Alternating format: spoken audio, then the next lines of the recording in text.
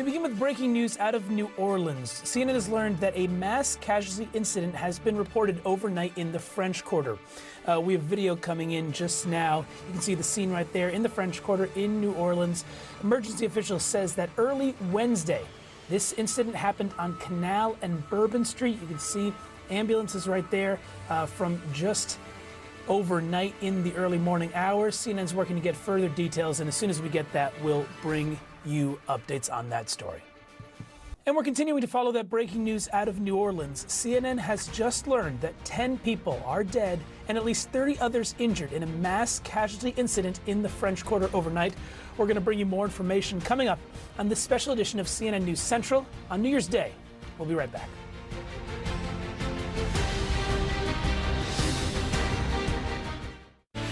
This is CNN Breaking News. Good morning, I'm Danny Freeman in New York City. It is Wednesday, January 1st. We begin with this really tragic breaking news out of New Orleans this morning. 10 people are dead and at least 30 others are injured after a vehicle drove into a crowd in the French Quarter. Emergency officials say it happened overnight near Canal and Bourbon Street. You can see the scene right there. A lot of police activity overnight. We've been seeing ambulances you see on your screen right there. Truly a frightening scene, as you can imagine. A number of New Year's revelers out and about on this New Year's Day early morning and then waking up to this news. The latest that we have from the New Orleans Ready, their emergency alert system, is that their 8th district, they're working on a mass casualty event. That is how they have described it so far. And again, we got that news just a matter of moments ago that at least 10 people have been killed and dozens more were injured. We're also learning some more information from eyewitnesses who have described some of the scenes, frankly, and some of the horror and panic after a vehicle slammed into the crowd. That's the word from some of the eyewitnesses. Kevin Garcia, 22 years old, spoke to CNN shortly after this incident. He said, "All I seen was a truck slamming into everyone on the left side of Bourbon Sidewalk. A body came flying at me," he said, adding that he also heard gunshots being fired. That's again from Kevin Garcia speaking with CNN just a little while ago. Another witness from Shreveport, Louisiana, Whit Davis, told CNN, "The incident happened while she was at a nightclub on Bourbon Street. Everyone started yelling and screaming." This is according to Whit Davis, "running to the back, and then we basically went into lockdown for a little bit. Then it calmed down, but they wouldn't let us leave." That's again from an eyewitness. This is Whit Davis from Shreveport, Louisiana, who said that she was there as this happened earlier this evening. You can see some of these frightening images on your screen of just a tremendous amount of law enforcement present. Again, on Canal and Bourbon Street, again from Whit Davis telling CNN, "When they finally let us out of the club, police waved us where to walk and were telling us to get out of the area fast. I saw a few dead bodies they couldn't even cover up and tons of people receiving first aid." Again, that stands with the information that we were learning, again, just in the past really 30 minutes or so. We learned that at least 10 people were killed and dozens more were wounded. We actually have some emergency audio from the emergency officials and the radio sound from the incident. I'm going to play it right now just so our viewers can take a listen. Communications to Engine 29 and all units heading towards Canal and Bourbon. We're going to move to Fireground 2. You're responding to a mass casualty incident. A vehicle ran through a crowd of people. There's multiple injuries, multiple casualties. They need you at Canal and Bourbon.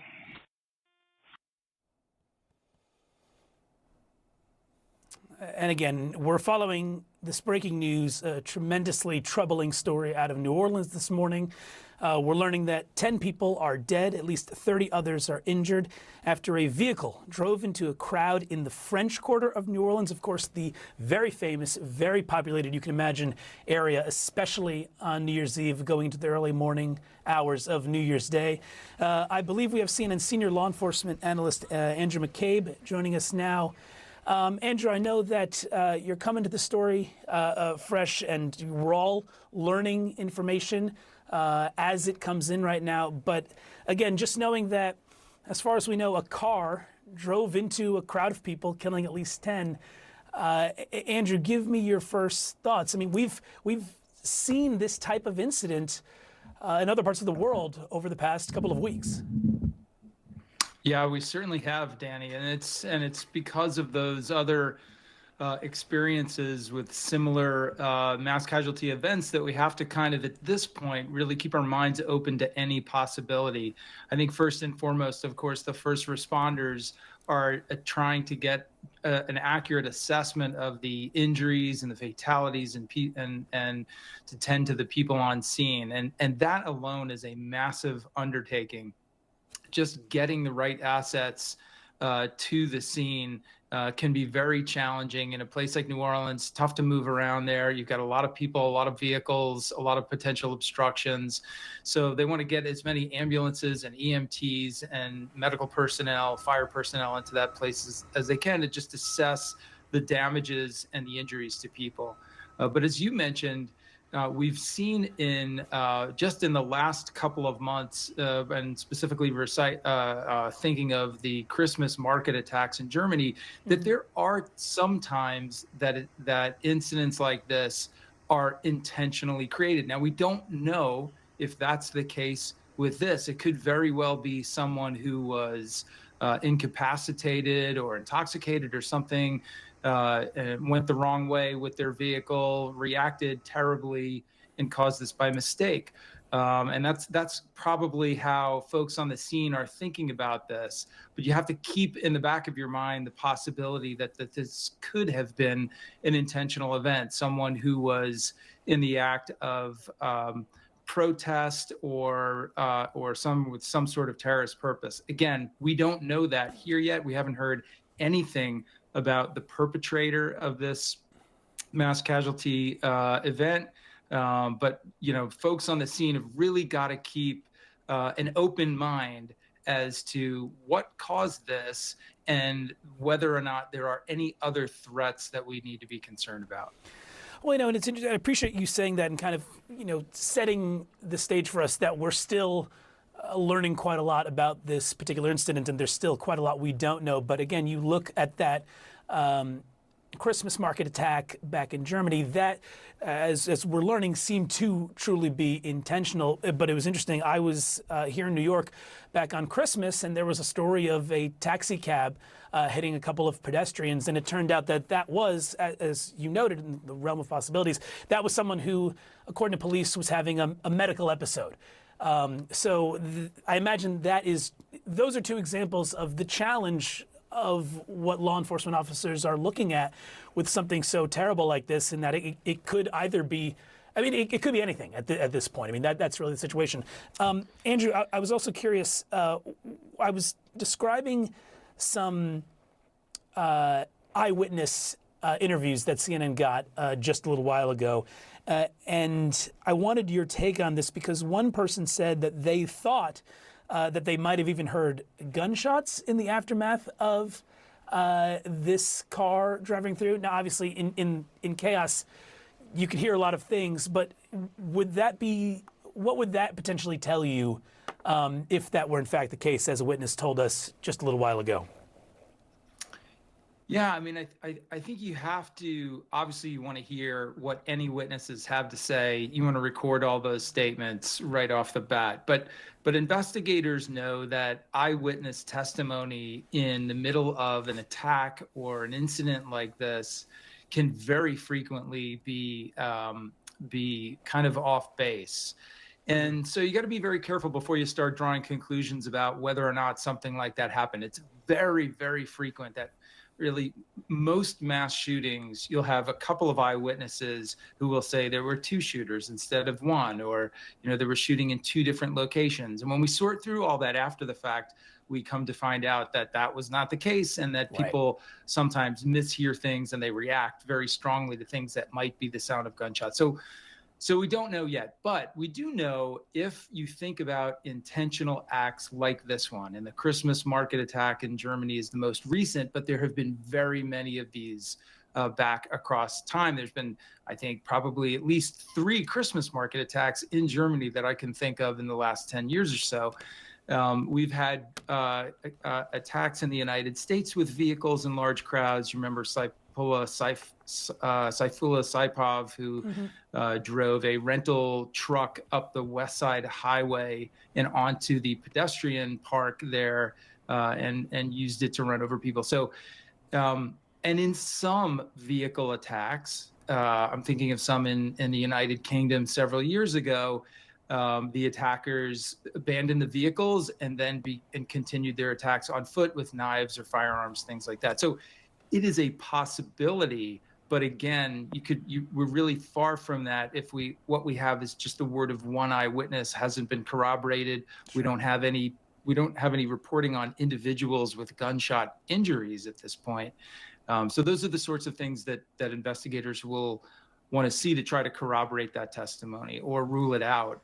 And I should also say, Danny, we are in the age of video coverage pretty much everywhere. So I'm quite sure investigators are going back and identifying cameras that could provide relevant video to this attack and trying to trace back exactly kind of what led to it and where the perpetrator came from, how they drove, and just sort of piece things together in that way.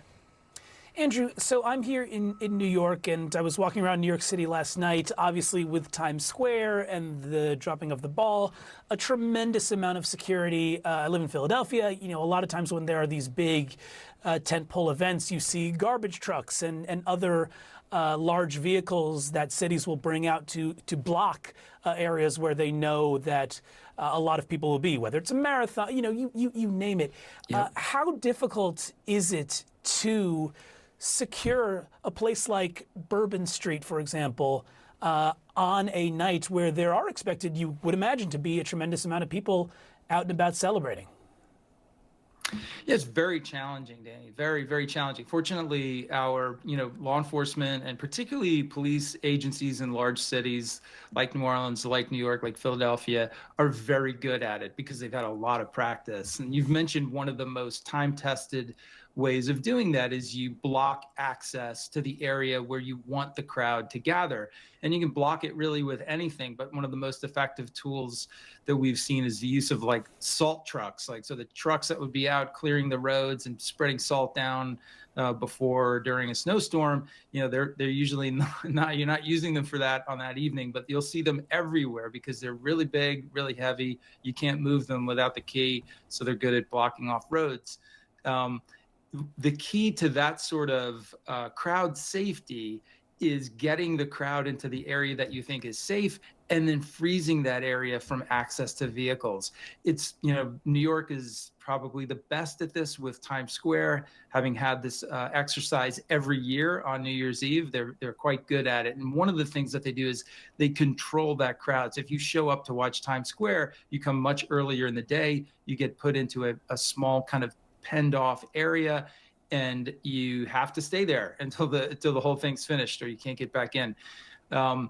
If in places like New Orleans, where you have massive crowds in this area on a very frequent basis, if the crowd is able to kind of move in and out organically and streets aren't blocked off, that's when you start to have problems with vehicle access to those areas where you have a compressed large number of people that can't really seek safety quickly if there's a problem. So, but like I said, law enforcement in this country is very, very familiar with that on big event nights like New Year's Eve. So it's a little bit odd to me that this was, able to happen down there at all, or that it happened in an area presumably that wasn't blocked off that vehicles could get to. That's something that the New Orleans PD will go back and look at very closely, I'm sure.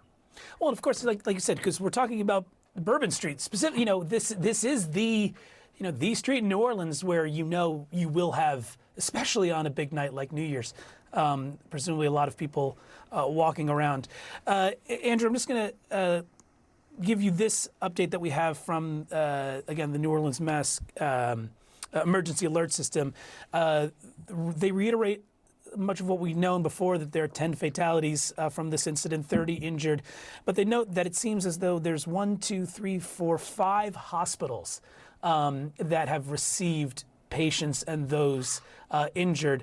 Just can you give me your reaction? I mean, how challenging is it when you have something like 30 people injured to triage to get these people the care that they need as fast as possible?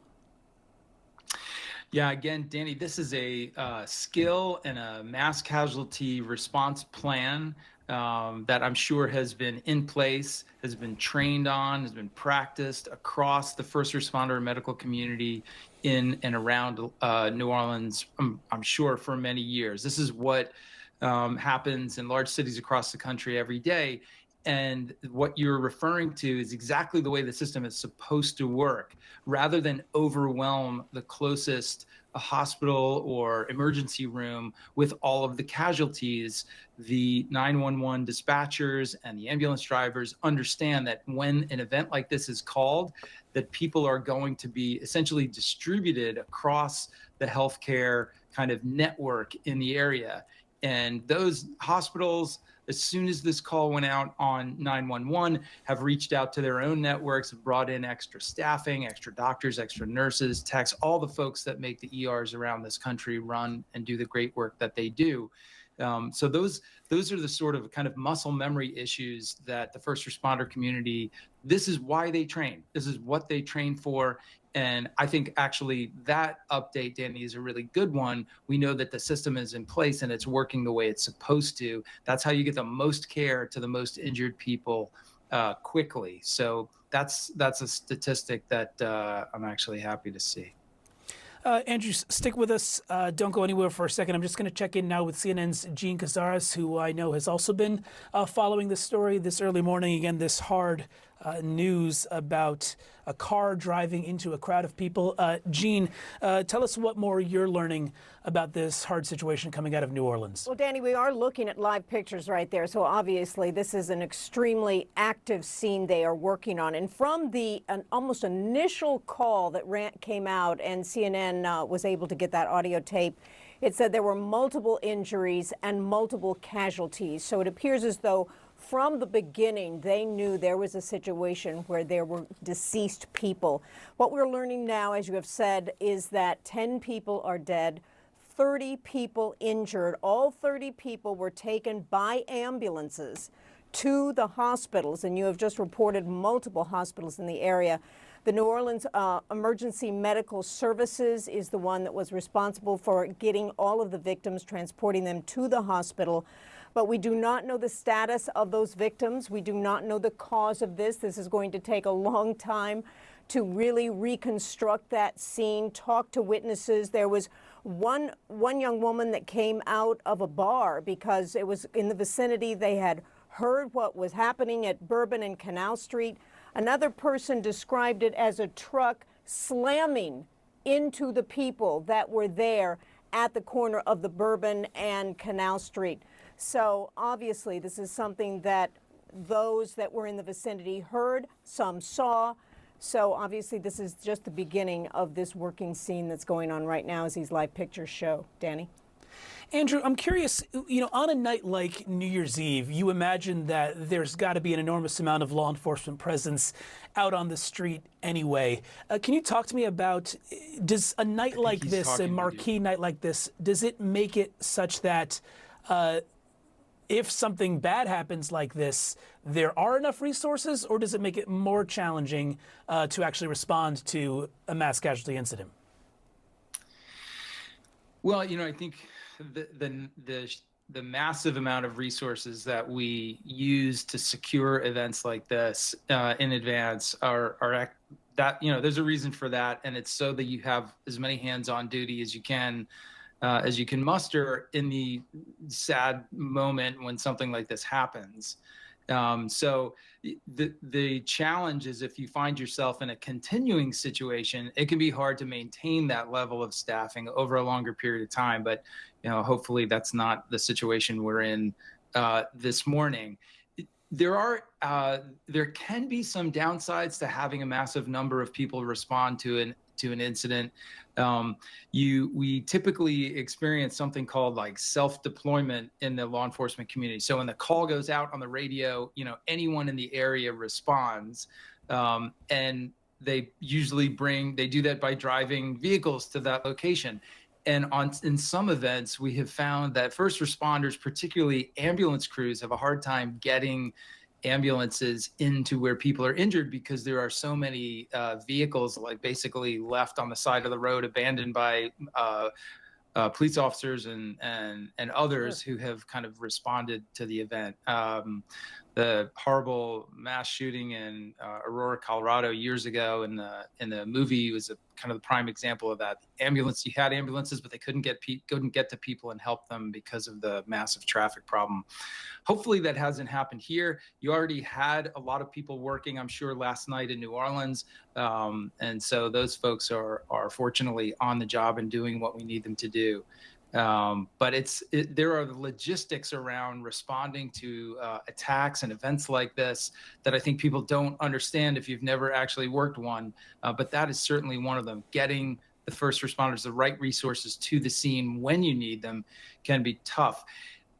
You'll remember last month, the Christmas attack in Germany, they actually set up like medical triage, essentially facilities on the scene, because it was so large and there were so many people injured at that market that they brought in tents and put them up very quickly. And they actually were delivering medical care on site because it was easier to do that, faster, more effective than trying to get the massive numbers of people out of there to hospitals and other facilities. One thing I'll note also, which is just stunning as we watch some of this frightening footage that's been coming in out of New Orleans, is you see people walking with their suitcases. Again, just to reemphasize, this is a place, this is a destination where tourists come to visit and to have fun, especially on New Year's Eve. And this whole incident just so troubling and frustrating and sad. I want to go now to the scene, though, in New Orleans. We have some reporting from CNN affiliate WDSU's Fletcher Mackel. Andy and Jean, hold on, and I'll get your reaction on the other side. Yeah, and let me just kind of give you a layout of the scene here. We were on Bourbon Street. We are now on Dauphine. We've been moved off Bourbon Street. You talk about vigilance and a hyper sense of awareness from law enforcement. Take a look here to the left. Photojournalist Stefan Cage, just stay with us. He's going to pan down Dauphine. You can see the police lights down Dauphine. We're on Dauphine in Orleans. You see two police cruisers with their lights. Remember, we were on Bourbon Street, so now the perimeter has moved to Dauphine. Right behind me, you can see state police, and then we have a wildlife and fisheries agent right here as well. It's truly an all-hands-on-deck situation. And as you go back down Dauphine, you can see at the corner of Dauphine in the next block right there, you can see another police cruiser. And one of the big reasons why the perimeter has been extended, I talk about that sense of vigilance and hyper awareness, is that one of the law enforcement officers saw a suspicious package on Bourbon Street. So again, law enforcement is everywhere investigating everything on Bourbon Street that you all are talking about that happened. But because they saw a suspicious package on the corner of Bourbon and Orleans, the perimeter has now been extended at least one more block. Again, all of these law enforcement officers doing a job right now, figuring out what happened and making sure that nothing else happens in the aftermath of the tragedy that you're already talking about. So the perimeter has been extended while they investigate what they are saying is a suspicious package right now. That's why during our last live shot, we were cleared off, and the perimeter has now extended from Bourbon Street to Dauphine here. But the quarter is very eerie right now, very strange, with a heavy police presence because of the tragedy that unfolded and the investigation that continues to unfold and the hypersensitive awareness that law enforcement is dealing with right now, Travers. Again, that's CNN affiliate WDSU's Fletcher Mackel. Jean, I'll come to you in a second, but I do want to get actually Andrew's take on what that reporter described there on the scene was an expanding scene, and with the caveat that, as you can imagine, there's a lot of moving parts and a lot that law enforcement wants to check out. But what's your reaction to hearing that police have been expanding the scene, potentially investigating a suspicious package?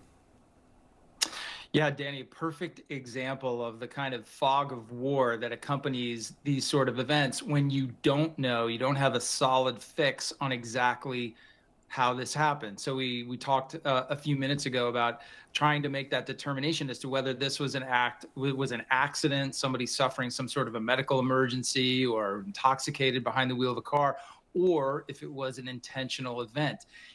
until you know what you're dealing with, you have to treat every possible development in this investigation as potentially another threat. So you're going to see a massive law enforcement response to things like suspicious packages, and that could be anything. Could be a box, could be a suitcase that someone left behind, and people frequently do that when they have to flee a scene because of a car accident, or they get pushed out of where they were, or told to go the other way by law enforcement in an effort to kind of clear an area. People leave things behind quite naturally, backpacks, suitcases, whatever they might be carrying. And if there's no one around to claim those things, they are automatically deemed suspicious packages, and they have to then be cleared, usually by a bomb disposal or ordnance disposal team. So this is something we should expect to see while police are still trying to get their hands around this event, to understand if this was an intentional act, that's the motor vehicle through the crowd was an intentional act. Then you have to confront the idea that there might be additional threats until you have, the perpetrator of that initial act in custody and are developing an understanding of how that happened. You have to be vigilant. You have to take everything with utmost seriousness and err on the side of caution. So that's probably what we're going to see for a while, until the police and the local law enforcement community really get their hands around this thing.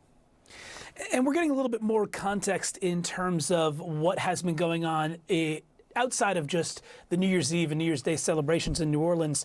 According to our reporting and our understanding of just what goes on around this time of year, the All-State Sugar Bowl occurring today on Wednesday in New Orleans. It was supposed to be, it is supposed to be just, one of the major bowls in this college football season. And because of that, on Monday, the New Orleans Police Department said it would be staffed at 100% during all the festivities, adding it had 300 additional officers assisting from partner law enforcement agencies already in the area. So just again, that's why we're seeing some of these images. You see officers on horseback, you see folks in this area, not only because it's New Year's Eve, but also because there is this anticipation of this major Sugar Bowl coming up.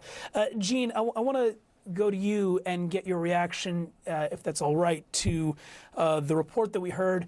You and I, we've responded to these sorts of scenes and been pushed back and had to adjust, because in instances like this, the situation is ever evolving. What was your takeaway from Absolutely. the reporter? And one of the things that the reporter was saying was that all hands are on deck. Well, we knew that, but this situation, to go along with what Andy is saying, they don't know if this is a crime scene, if this is an accident scene, if this is both of those, because they're having to see, and they have no idea at this point, was it intentional behavior? Was it reckless behavior? Was it negligent behavior? Was it actually someone that had a medical emergency and this happened? It is unknown at this point. So all hands are on deck looking at all of that. And in regard to the Sugar Bowl, all eyes now, law enforcement has to really bifurcate its situation now and its people, so that some look at that situation, because they don't know what the cause was of this that could potentially expand, obviously, when the unknown is where you're at right now. All right, everyone, stay with us. We're going to sneak in a quick break. We are expecting a news conference happening momentarily to give us an update on this tragic story that we've been following. Again, 10 killed, dozens injured after a vehicle plowed into a crowd in New Orleans. Again, stick with us. We're going to be following this breaking news all morning.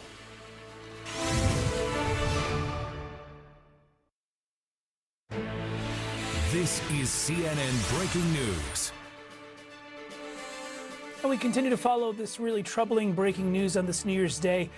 10 killed, dozens injured after a vehicle plowed into a crowd in New Orleans in the French Quarter. You're looking at live pictures right now. This is from EarthCam of just the scene. Normally you would expect to see a bustling, busy French Quarter in the heart of New Orleans, but now you see no one. You see strewn, looks like confetti along the ground, and you see police officers, law enforcement officers right there again as this news unfolds. We want to go now to the scene in New Orleans. CNN affiliate WDSU's Cassie Sherm gives us a look at what's going on the ground.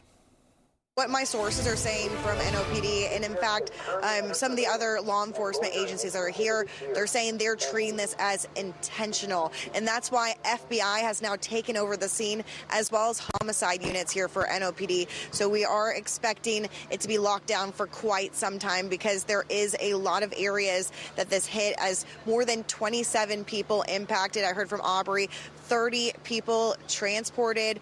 We are hearing that number still 12. 2 officers possibly hit as well by bullets. This is a very developing scene, and I can show you right now the scene behind me. More and more officers keep coming to the scene. We did see the bomb squad as they were in that area as well, what Fletcher was talking about earlier. One of my sources is telling me that they believe that there was a package, may have been even connected to that car that drove in. They are just taking every precautionary measure they can, because some cases like this, you never know if there's a second attack that could possibly happen. So that's why they have removed so many people from this area. I will tell you, they are being very strict, but very, very polite, and trying to make sure that people are just keeping safe, because, guys, this is a very tense situation. You can see all those officers in the middle there. We have, obviously, those who are on the mounted patrol right in front of us here. They've been blocking the area. We can't even really look down Bourbon Street anymore because of how many officers are here. We have state police over there in the middle talking with NOPD as we speak. We also have EMS, fire here as well. They're a little bit further down, but walking all the way down the street here in Canal, you cannot move. You cannot get any further. And I'll tell you right now, I'm seeing people as we speak right now walking down the sidewalk here in sequins and sparkles. I mean, people have been out and about enjoying the New Year's celebration. I mean, just last night, we had thousands down in Jackson Square who were just here to celebrate, see the fleur-de-lis drop, as well as those fireworks. And so, yeah, a lot of people out and about, and especially around 3 a.m., you know, usually that's when the crowds start to at least get a little bit quieter when it comes. Preliminary information on what has taken place. Because this is an active investigation, we want to make our citizens aware of what is taking place, and there will be just for viewers, we're listening to a press conference right now updating on this horrific scene in New Orleans. You'll take a listen now. We'll be at police headquarters. If that changes, we will let you know, and for 3 p.m. And with that, we will get our group behind us to assemble. As I said, we will have 3 to 4 of our leaders speaking. We won't be able to take questions because we are still actively investigating this situation. And with that, please rise to assemble, so let's get in position for where you are. We just heard a spokesperson come to me and tell us that you are about to have our briefing here. We're taking no questions from the media at this time, and they are doing another briefing. And again, we're standing by waiting for more updates from this press conference with officials here in New Orleans. That's what we just heard a little bit from. Again, we're waiting for more information as we follow this developing, disturbing, horrific story on this New Year's Day morning of 10 dead, 30 injured in the heart of New Orleans, in the French District by Bourbon Street and Canal Street. We have with us, as we wait for more from local officials there, we have with us still Andy McCabe and Jean Casarez. Jean, I want to go to you first. Can you bring us up to speed? We've been talking about this all morning.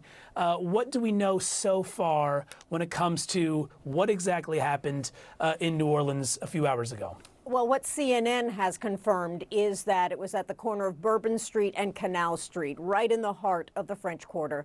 And that is when a car drove, plowed, struck, the proper terminology. Jean, I'm sorry. I'm going to stop you for a second. I believe we have the press conference starting now with the mayor of New Orleans. Good morning. First of all, we do know that the city of New Orleans was impacted by a terrorist attack. It's all still under investigation. You'll hear more after me. However, I have been in direct contact with the White House, with Governor Landry, and of course a unified command who is present here. What I'm asking at this time are prayers for those who have lost their lives in the city of New Orleans due to this tragedy. In addition to that, I'm asking the public to stay clear of 8 blocks around Bourbon Street. Stay clear from Bourbon Street, 8 blocks around. Very active, and again, a unified command is in place right now. I'm going to ask Chief Kirkpatrick to give you an update. You're then going to hear from our agent in charge relative to the FBI. So at this time, Chief Kirkpatrick. Thank you. All right. Good morning, everyone. So I'm going to give you as much of the information I possibly can. We are going to give you an update a couple of times today. So we will give you just the basics this morning, all right? We had this event started at about 3:15. It did involve a man driving a pickup truck down Bourbon Street at a very fast pace, and it was very intentional behavior. This man was trying to run over as many people as he possibly could. It was not a DUI situation. This is a more complex and more serious based on the information we have right now. With respect to numbers, we have right now, and as you already know, this could change throughout the day. We do know that there are 26 injured people who are at UMC Hospital. We know we have 4 at Truro, 4 at Ochsner Baptist, 1 at Tulane, but even as I was walking out the door, I believe I have an unconfirmed additional people who have been taken to other area hospitals, possibly on the east side. But we will give you as many correct numbers as we can as the day progresses. It is a very tragic situation for me to tell you that we know we have 10 people that this man killed on Bourbon Street. That is why we do not want anyone on Bourbon Street today. Wherever you see yellow tape, please do not violate this tape. This is in order to protect and stabilize the scene.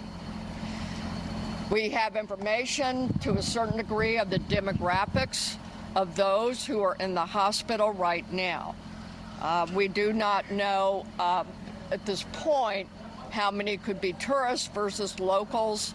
But from the information I have right now, it seems the majority are locals versus tourists. What I also can tell you is that this man, this perpetrator, he fired on our officers from his vehicle when he crashed his vehicle. 2 of our officers have been shot. They are stable, and we will give you an update on them. I have yet been able to go to the hospital. I will be leaving here for us to go visit our officers. We have called in every officer that we have. We have so much appreciated our partnerships who have also offered us staff. Last night, we had over 300 officers out here. And because of the intentional mindset of this perpetrator who went around our barricades in order to conduct this, he was hell-bent on creating the carnage and the damage that he did. Because of the nature and the indices that we have on the scene, and we have enough information that the FBI will be taking over this investigation. And with that, I am going to be asking, this is the assistant agent in charge. This is Agent Duncan, Special Agent Duncan, and she has taken over this case on behalf of us and the FBI. As always, we will be in partnership with all of our partners. But Agent Duncan, if you want to have a few words for me. Thank you, ma'am. Good morning. My name is Alethea Duncan. I'm the Assistant Special Agent in charge for FBI New Orleans. As Chief Kirkpatrick said, we'll be taking over the investigative lead for this event. This is not a terrorist event. What it is right now is their improvised explosive devices that was found. and we are working on confirming if this is a viable device or not. As Chief Kirkpatrick said, we're asking everyone to stay away from Bourbon Street, specifically from Canal Street to St. Anne. That is my ask. Once again, stay away from Bourbon Street, Canal Street, all the way to St. Anne until we can figure out what is going on. Our goal is to provide you additional information at the 11 a.m. press conference. Thank you so much, and we will be in touch. Yes, I will say that we want our community and our visitors to continue enjoying. There's so much to enjoy about New Orleans, and we are going to make sure that our routes in the Superdome are safe today for the game, and yet we had this tragic event, and we're sorry again to everyone in our community. But we do want you to go about the day, as we say, just stay away from Bourbon, okay? Could you elaborate on the device? You did say something about the device. We actually are not going to be taking questions this morning until we have more information. That's why we will give you an 11 o'clock briefing. So until then, please hold your questions. We will give you everything that we possibly can, okay? So 11 o'clock, we will see you at the headquarters, and we will go again from there, okay? No questions, no questions right now. The device is confirmed?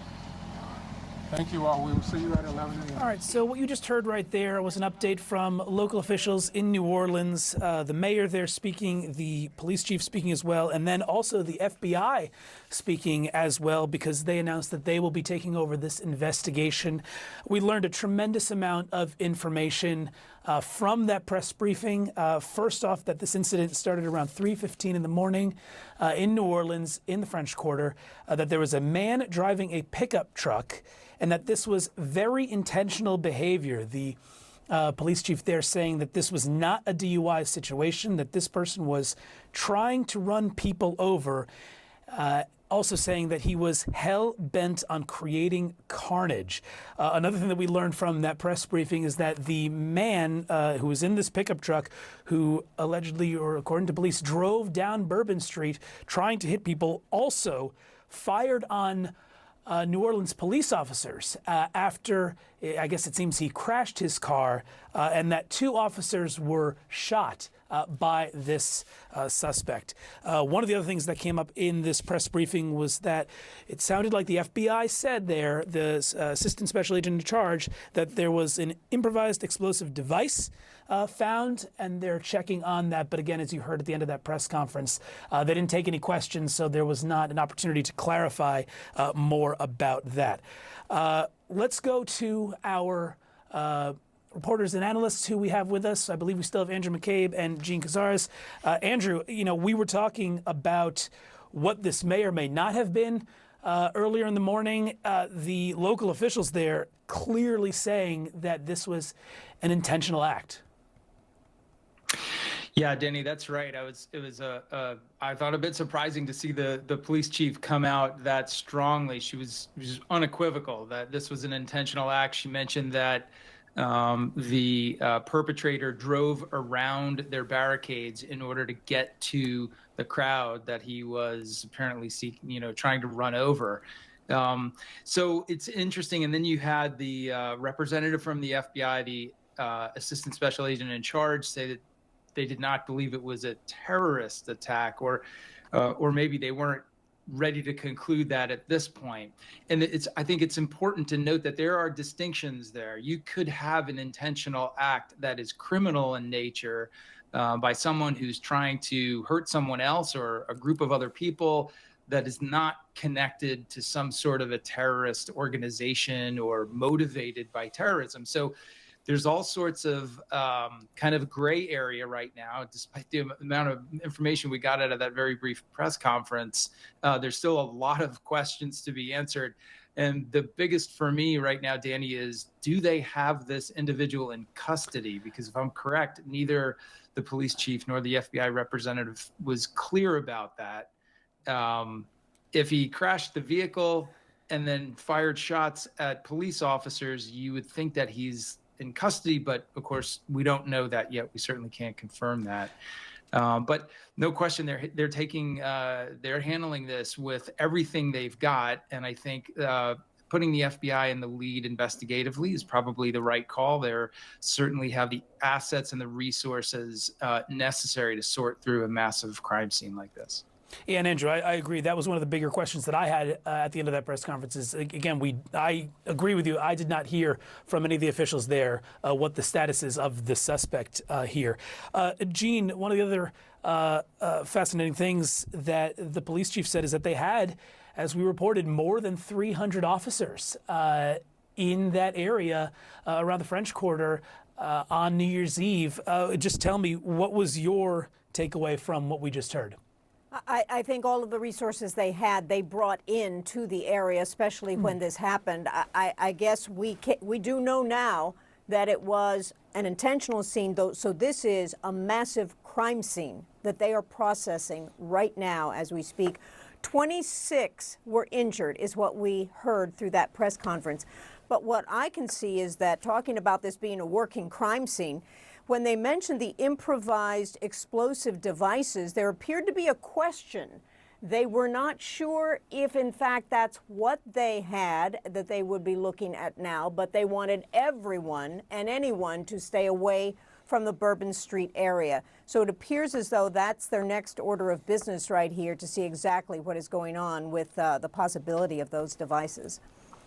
Andrew, you noted it when you were just speaking a moment ago, but I just want to take another moment to focus on this. The local officials there saying not only, again, hell-bent on creating carnage, that was their words, but also that this man went around barricades. So we were discussing this earlier, that you were almost surprised that a car or a vehicle could get access to Bourbon Street, of all places, on New Year's Eve.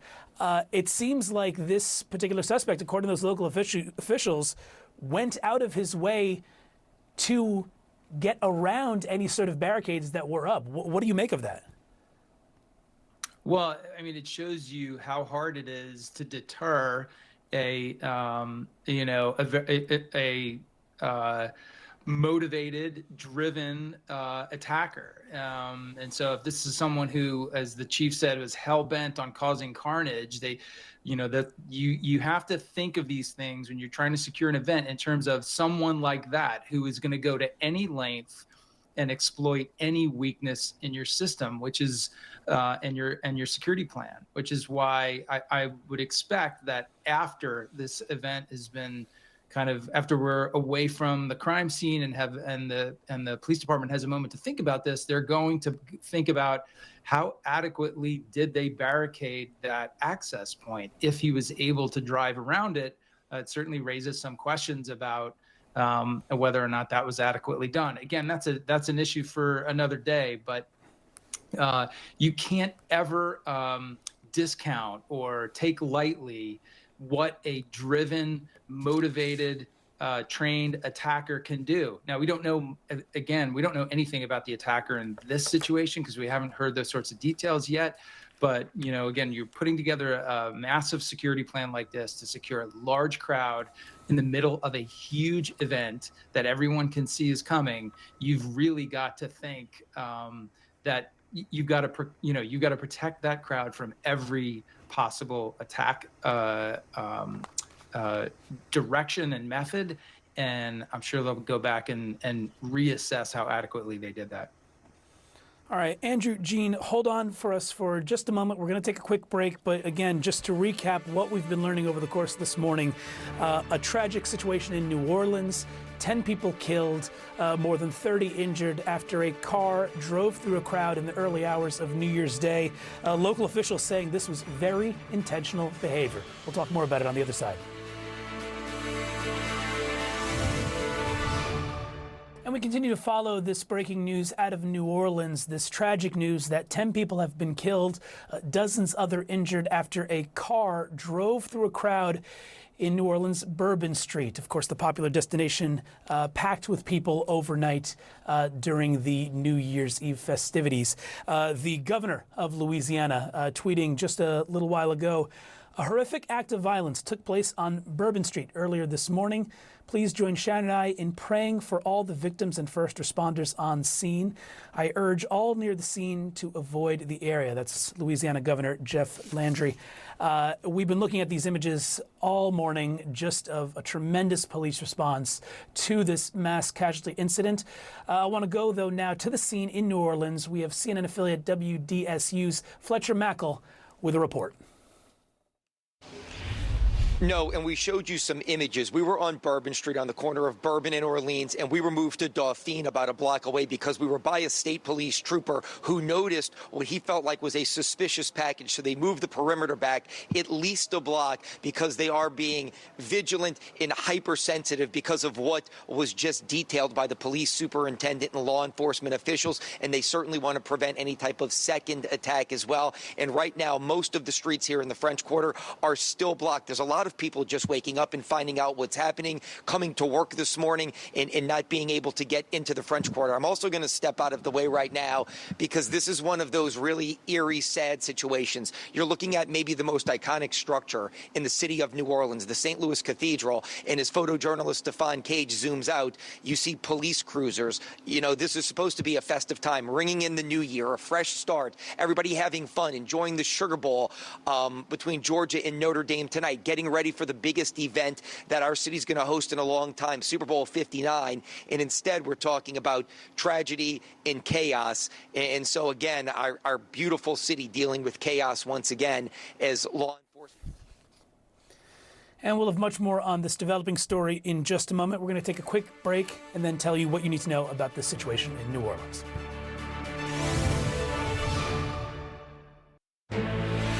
This is CNN Breaking News. Good morning, I'm Danny Freeman in New York. It is the first of the year, and we continue to follow breaking news out of New Orleans.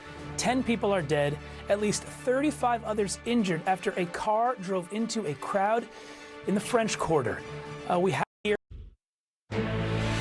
You need? How about this for an earnings call headline? In 5 minutes or less. Bravo! CNN's 5 Things with Kate Baldwin, now streaming on Max. This is CNN Breaking News. Good morning, I'm Danny Freeman in New York. It is the first of the year, and we continue to follow breaking news out of New Orleans. 10 people are dead, at least 35 others injured after a car drove into a crowd in the French Quarter. We have some of the radio chatter right after this happened. I want you to take a listen to how it all sounded as it unfolded.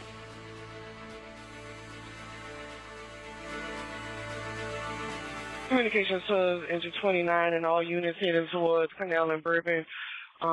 We were moved to 5 Road 2 this year. We're responding to a mass casualty incident. A vehicle ran through a crowd of people. There's multiple injuries, multiple casualties. They need you at Canal and Bourbon. So again, as you heard right there, emergency officials saying it happened overnight near Canal and Bourbon Street. The mayor of New Orleans calling this a terrorist attack, though the FBI then said it was not a terrorist incident. Police say the suspect drove around barricades to get to Bourbon Street. They said he was hell-bent on creating carnage and even fired on police, shooting and injuring 2 officers. We have a whole panel of folks who are here to digest and dissect what we have been covering over the course of this New Year's Day morning. You can see Andrew McCabe, Jean Casarez, Juliet Kayyem, and Ryan Young. But before we go to this panel, I want you to take a listen to the update that local officials just gave within the last hour.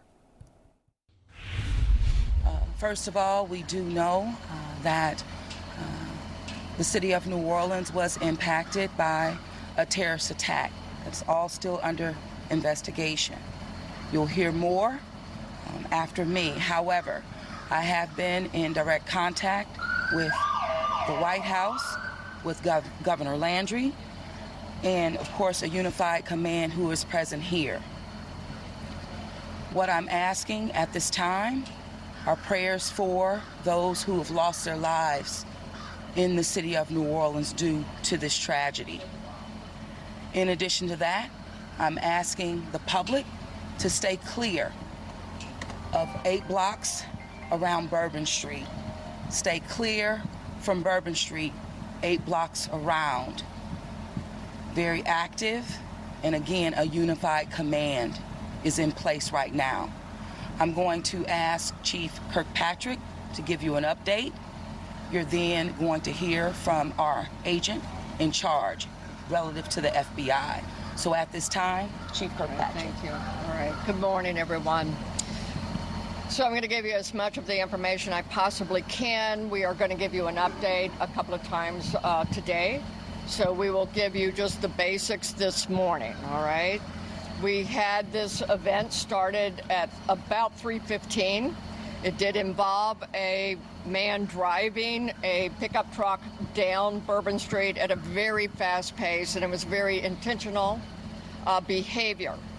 This man was trying to run over as many people as he possibly could.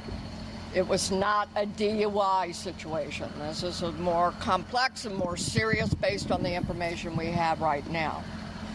With respect to numbers, we have right now, and as you already know, this could change throughout the day. We do know that there are 26 injured people who are at UMC Hospital.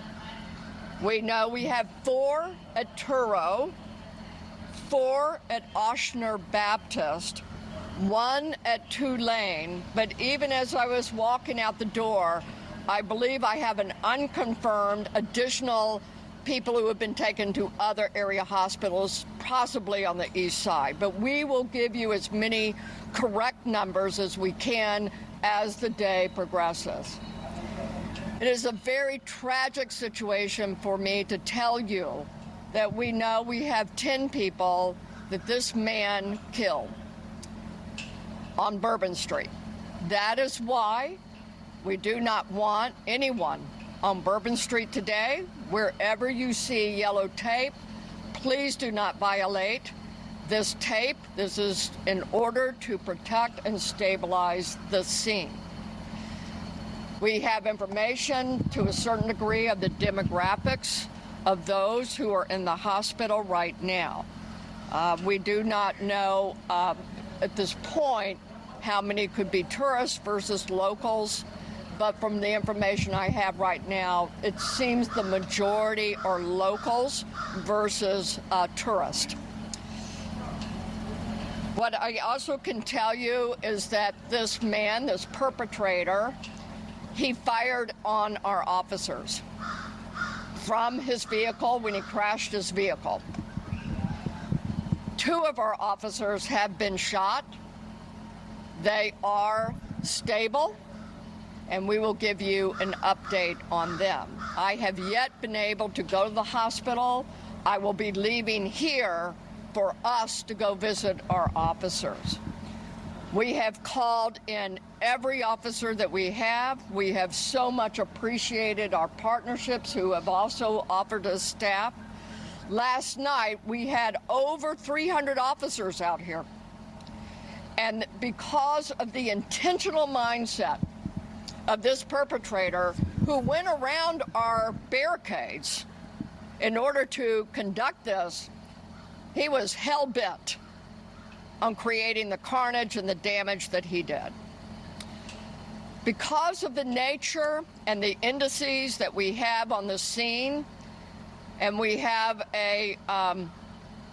enough information that the FBI will be taking over this investigation. And with that, I am going to be asking, this is the assistant agent in charge. This is Agent Duncan, Special Agent Duncan, and she has taken over this case on behalf of us and the FBI. As always, we will be in partnership with all of our partners. But Agent Duncan, if you want to have a few words for me. Thank you, ma'am. Good morning. My name is Alethea Duncan. I'm the Assistant Special Agent in charge for FBI New Orleans. As Chief Kirkpatrick said, we'll be taking over the investigative lead for this event. This is not a terrorist event. What it is right now is their improvised explosive devices that was found, and we are working on confirming if this is a viable device or not. As Chief Kirkpatrick said, we're asking everyone to stay away from Bourbon Street, specifically from Canal Street to St. Anne. That is my ask. Once again, stay away from Bourbon Street, Canal Street, all the way to St. Anne until we can figure out what is going on. Our goal is to provide you additional information at the 11 a.m. press conference. Thank you so much. All right, you heard right there the update from local officials in New Orleans about this evolving situation on the ground that happened earlier this morning in the French Quarter, right on Bourbon Street. We have our panel back here to help break down what we just listened to. Jean, I'd like to go to you first, if that's all right. What were your major takeaways from what we heard from law enforcement right there? Well, I think they've really shown the timeline in all of this, and I think we can recreate in our minds the vivid picture that they have described. 3:15 in the morning, a man driving as fast as he can down Bourbon Street. He goes beyond the barricades to hit as many people as he can. While he's doing that, it appears as though that's when he takes out a gun and shoots 2 police officers. And then after that, that's when everything basically is done. But the improvised explosive devices that they have found them. But they probably, as we speak, are looking to see if they were viable. But here's the one question that was not answered. What about this perpetrator? Do they have him in custody? Is he deceased? He shot 2 police officers. They had a right to shoot back. We don't know what happened there. So that is where we're sort of wondering, because they're going to want to question him. They're going to want to see exactly what that mindset was from him, if possible. Jean, I appreciate you mentioning that, because that was something we discussed last hour, that, again, we don't have information about this suspect at the heart of this just yet. Jean, I'll let you go to work your sources. Thank you for your reporting all this morning. Andrew, I want to go to you. A number of different things from that press conference, as Jean noted. Shooting at officers, potentially explosive devices found, and now we know the FBI is taking control of this investigation. I guess, Andrew, can you just explain to me, why is the FBI now coming in and taking the lead here? Sure. Well, I think we also have to put on that list of things that we got from the press conference a little bit of confusion in messaging from our local officials, which is not. That often happens. They are trying to get their hands around this thing as quickly as they can. But the mayor very clearly said at the beginning of the press conference that this had been a terrorist attack. The police chief, although I don't believe she used the word terrorist, she referred to it repeatedly as an intentional act, that he drove around the barricades. And then, of course, the FBI assistant special agent in charge started off her comments by saying this is not a terrorist event. And then she really only referred to the IEDs that they were investigating. So a lot going on there, and it's not, I think, strange to see that they're not maybe perfectly connected on how they're going to message this and present it to the public at this early hour. Nevertheless, the FBI investigates many things for the purpose of determining whether or not they are terrorist acts. So the fact that the FBI is involved doesn't mean conclusively they've determined, yes, this is terrorism. They could still be in the phase of trying to make that determination for themselves. Terrorist investigation is a national security investigation, and it is done for the purpose of mitigating a potential threat to national security.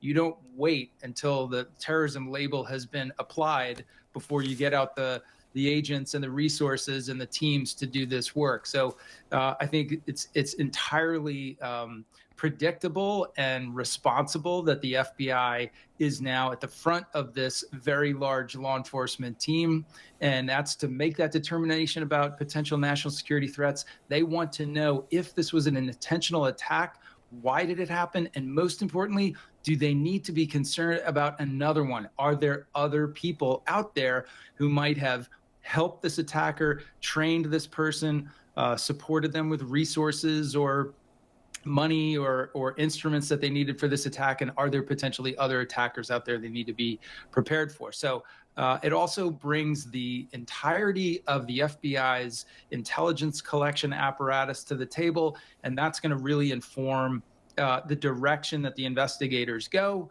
and enables them to bring other partners to that effort as well.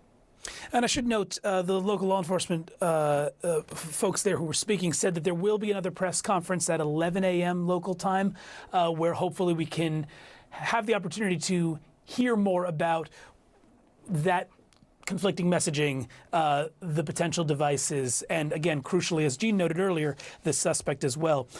Julia Kayyem, I want to bring you into this conversation. You heard this press conference. You heard the local officials saying very clearly and unequivocally that this was a very intentional act, that this man was trying to run people over, and that this was not a DUI. I just want to get your top-line reaction to what's been unfolding so far in New Orleans. Yeah, so it's intentional, or as the governor said, it was clearly an act of violence. And this question of terror or terrorism, I want to just pick up on what Andy said. Look, this is an act of terror in the sense it is terrorizing a city. 10 people are dead. The city is closed down.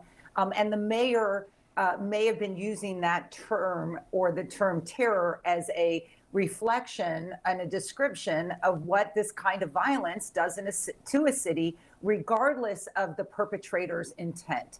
The FBI uses a much more formalistic view of it, as well as law enforcement, which is you have to prove a certain kind of intent related to political violence generally to prove terrorism. So I think that the explanation will be just sort of, how are you thinking about this word? Are you trying to bring a case, or are you reflecting on what's just happened to a city, which is someone used a pickup truck and guns to essentially create terror in an American city a few hours into the new year?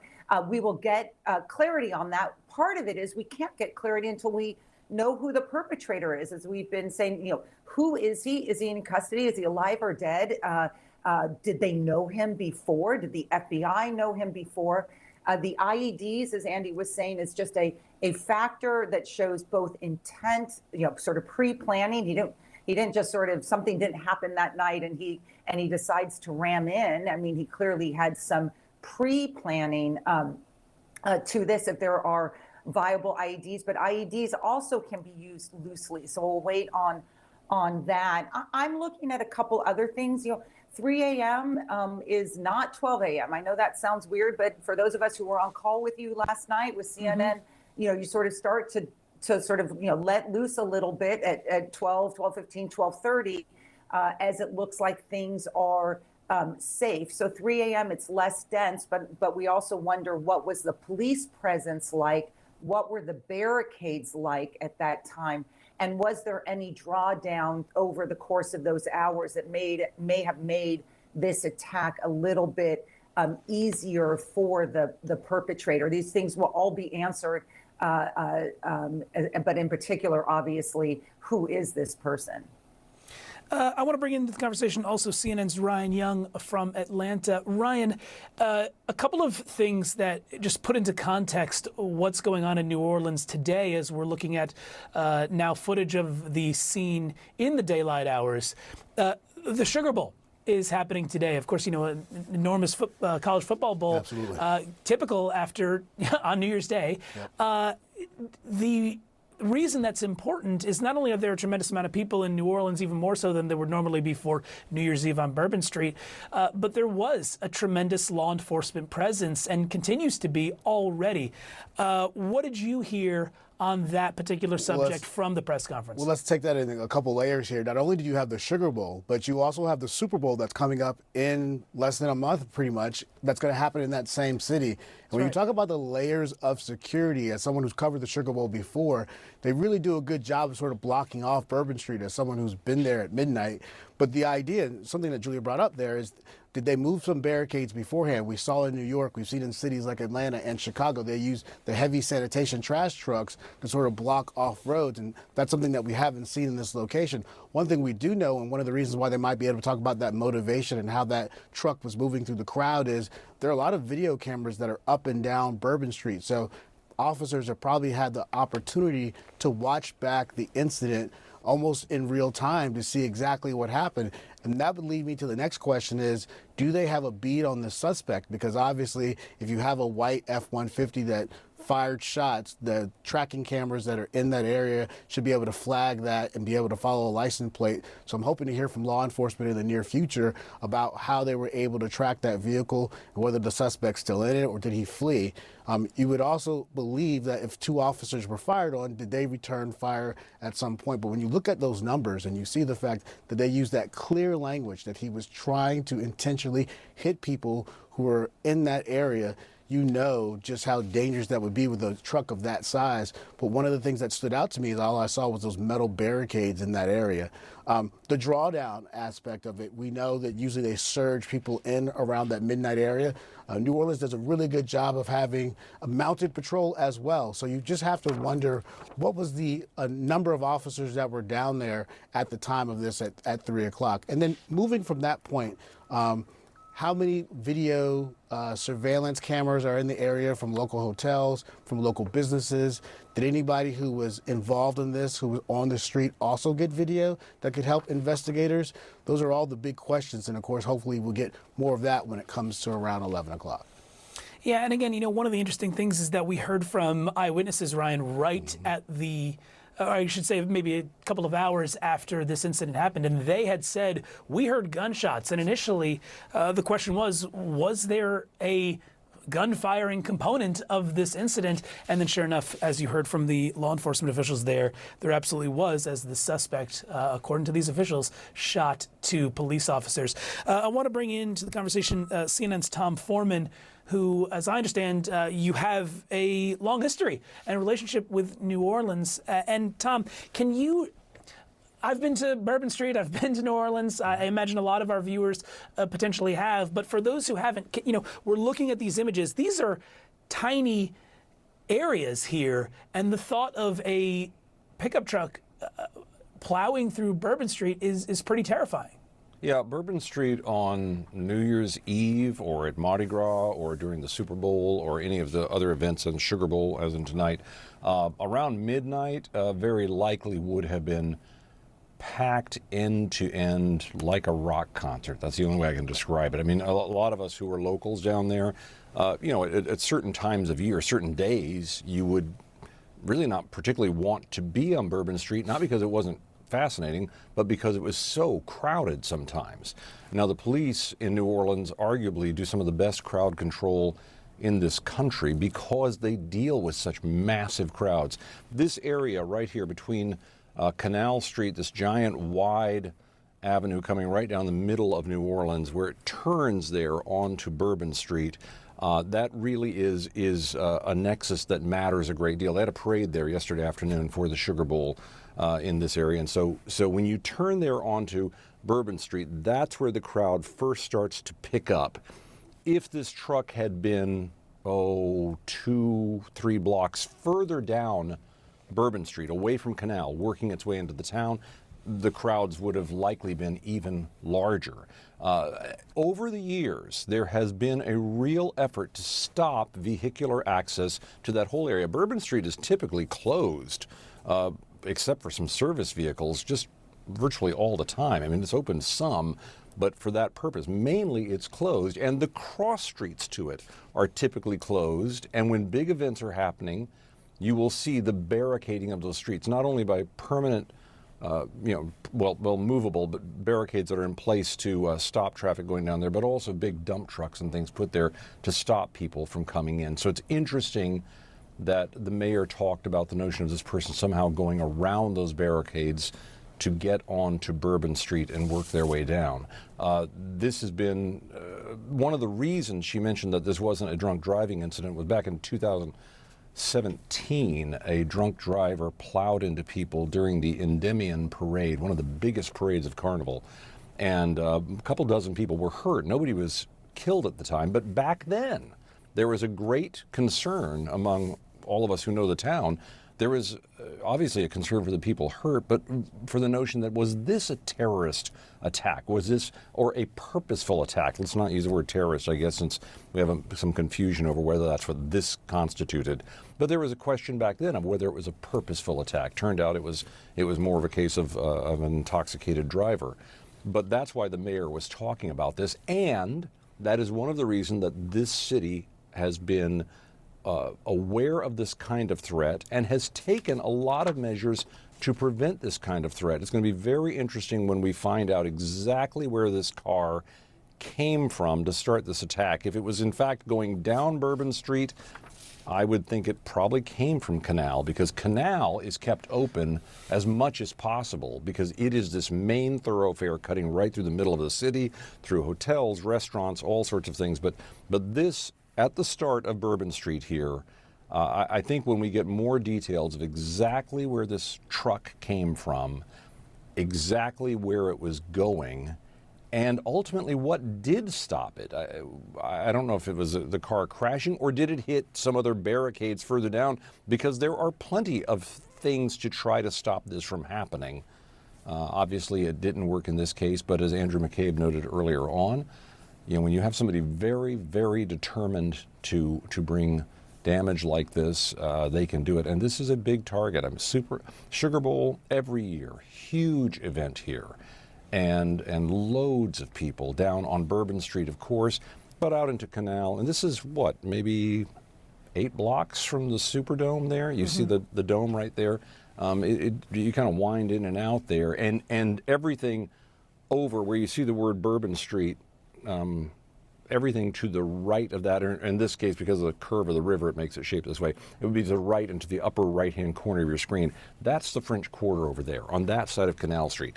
That's where you draw massive crowds of tourists. And when the mayor said, seemed like a lot of locals there, well, that's because this is a huge service industry town. Tourism is unbelievably massive here. So you have many, many, many locals who are in that area, many of them to work, and then some of them to simply be around the festivities as well. But the French Quarter, it's important to remember, is a living, breathing community that is heavily based in tourism. But people live here. People have their homes in the French Quarter. This is an attack not just on a tourist area, but on a neighborhood. So that's a little measure of how this feels, especially to a New Orleanian, those of us who have called New Orleans home and still consider it home. This is an attack on really the heart and soul of New Orleans itself, a community that's been there for hundreds of years, the French Quarter, surviving many things, and police have tried to be prepared for just this. Right. And again, as I said from the beginning, one of the best police forces in this country for knowing how to control crowds. And just to all of those very important points, Tom, so eerie to see Bourbon Street so empty this morning, of course, now closed off after this attack. We're going to take a quick break, but just before we go, we do now know that President Joe Biden has been briefed on the situation. The White House putting a statement out saying that he's been briefed on the horrific news that a driver killed and injured dozens of individuals in New Orleans overnight. And the White House has been in touch with the New Orleans mayor to offer support. The FBI is already on the ground supporting local law enforcement in the investigation, and the president will continue to be briefed throughout the day. We're going to take a quick break and then update you more on this developing story.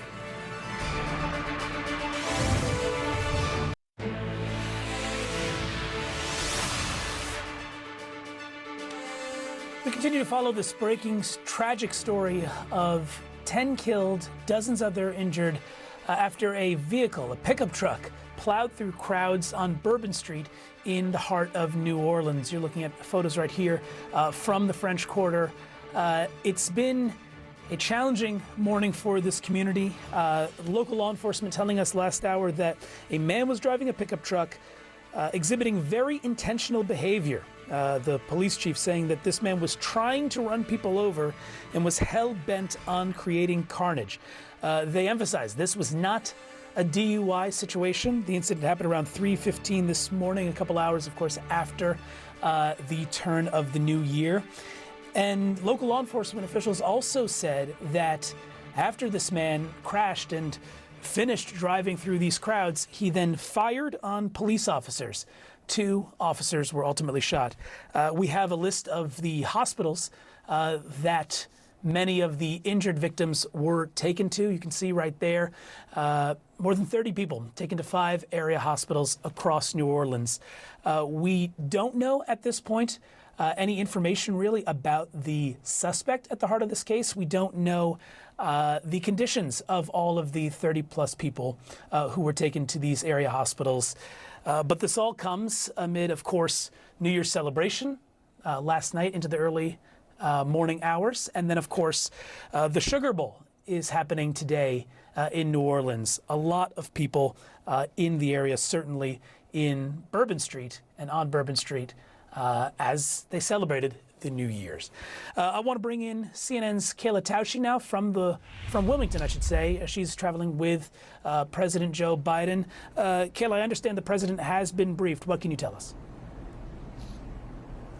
Well, Danny, the president was briefed earlier this morning on the horrific incident in New Orleans. The White House says that it is also in touch with New Orleans Mayor Cantrell and that the FBI is already on the ground in New Orleans offering support. We expect that Biden will be briefed throughout the day as new information is available. And the White House has said that it is also available to provide its support to local law enforcement as this situation evolves. Now, President Biden is here in Wilmington for a family event. He came here after a vacation post-Christmas in St. Croix in the Virgin Islands, and we expect that he'll be departing for Camp David in just a couple of hours. It's unclear whether that still remains his plan, but as of right now, the White House has not communicated any change of plans for the president. Reporters could get an opportunity to shout questions at Biden when he departs for Camp David, so he could have an opportunity to speak on this matter, and that's coming up in just a couple of hours' time. Now, we know that Biden was last in New Orleans back in September. He held an event at Tulane University to announce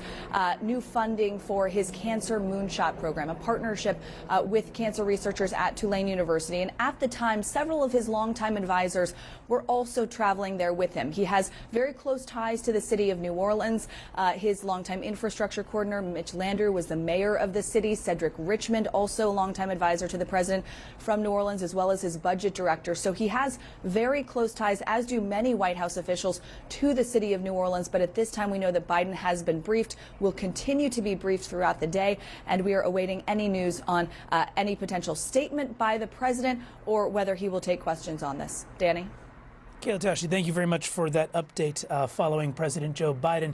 I want to turn to Andrew McCabe, who's been guiding us through this incident all morning. You know, Andrew, one of the big questions that is still outstanding is we really did not learn anything about this suspect at the heart of this case. What do you make of that? What questions still need to be answered? Yeah, Danny, it's really kind of baffling. It's hard to imagine that they have someone in custody, because it seems like that would have been included in the pretty revealing press conference we got a little while ago. But of course, we can't jump to conclusions yet. But that is really the key that'll unlock the progress in this investigation. Once they know the identity of the person behind this attack, that gives the FBI and the entire law enforcement team hundreds of different directions and leads that they can start pursuing on the intelligence side, on the physical investigative side, so with search warrants at residences and locations and things like that, identifying people who might have known this person, who might be able to provide information about him.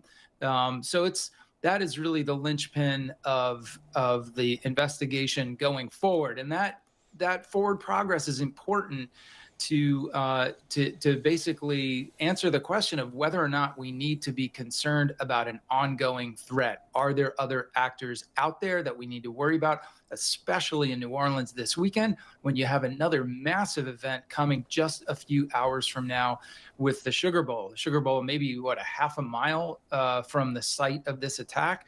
So they have their hands full down there in terms of the sort of things they need to be doing today.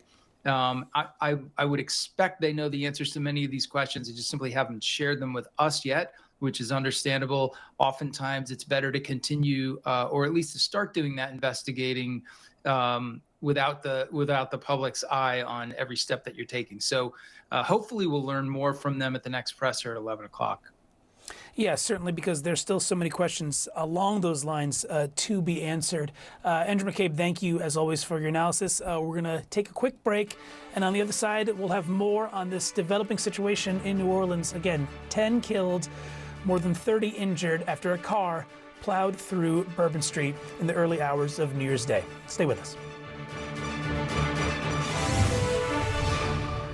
And we continue to follow this really troubling breaking news out of New Orleans this morning. 10 killed, dozens more injured after a pickup truck drove through Bourbon Street, hitting many, many people.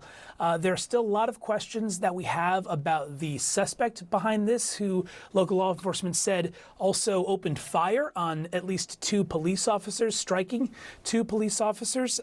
Local law enforcement officials said that this suspect went around barricades specifically to get to Bourbon Street and was hell-bent on creating carnage. Now, we have a little bit of sound from our affiliate WVUE from a witness from the site. Let's take a listen. Dude came through with a truck and hit by 4 people and shot by 4 people. It was about 8 to 12. You say you saw him got out and shoot? Yeah. Nah, he was in a car. He didn't get out. He already hit him. Local law enforcement officials emphasizing this was not a DUI situation. This was, I quote, a very intentional act.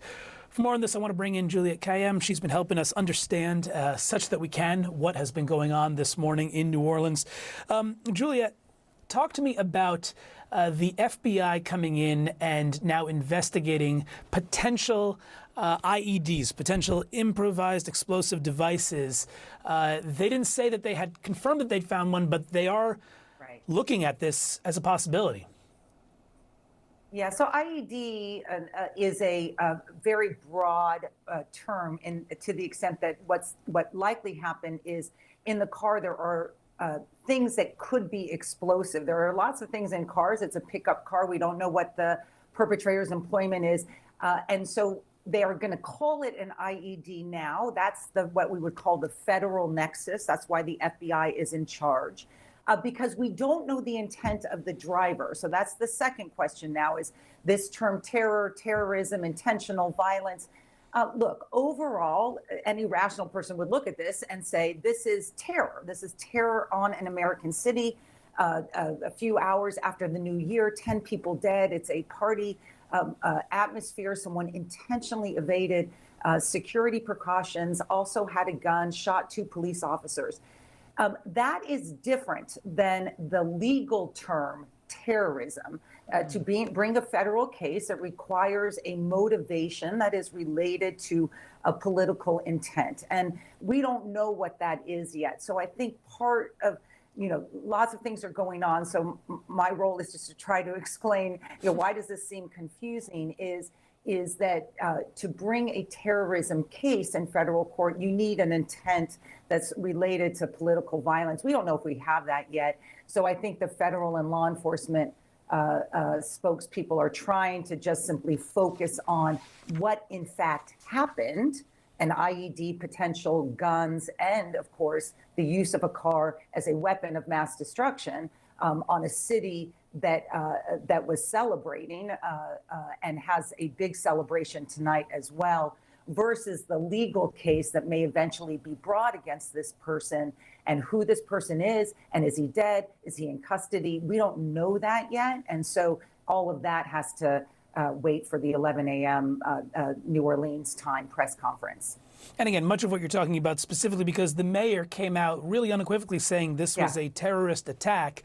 And then the FBI later in that same press conference from about an hour ago said this was not a terrorist event.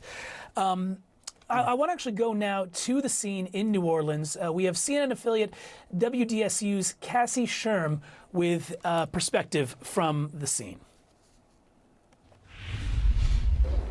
I'm heartbroken. I really am heartbroken what we're seeing right now, because we are still seeing red-like tarps covering things that are down Bourbon. That's why the police officers are back now in front of us. It's just awful. A lot of people are just waking up to this. Some people have been out of their hotels this entire time because they could not even get back to their hotels because everything's been roped off. So we have a lot of people that are just standing by, just trying to figure out what's going on. Some people are like asking, do you know any of the victims? Do you know anything like that? What we do know is at least 30 people have been injured. 10 people are now dead after this deadly incident, after a man drove through the barricades over in this area here, made it around the barricades to go through. And I mean, it is a very heavy scene over here. Just a lot of sadness from people in this area, a tragedy a complete tragedy, very tense too, because officers never want to see anything like this happen. No one wants to see anything like this happen in the city of New Orleans. And I'll tell you, just watching the videos that viewers are sending me right now, we cannot even show you some of these videos because they are horrific.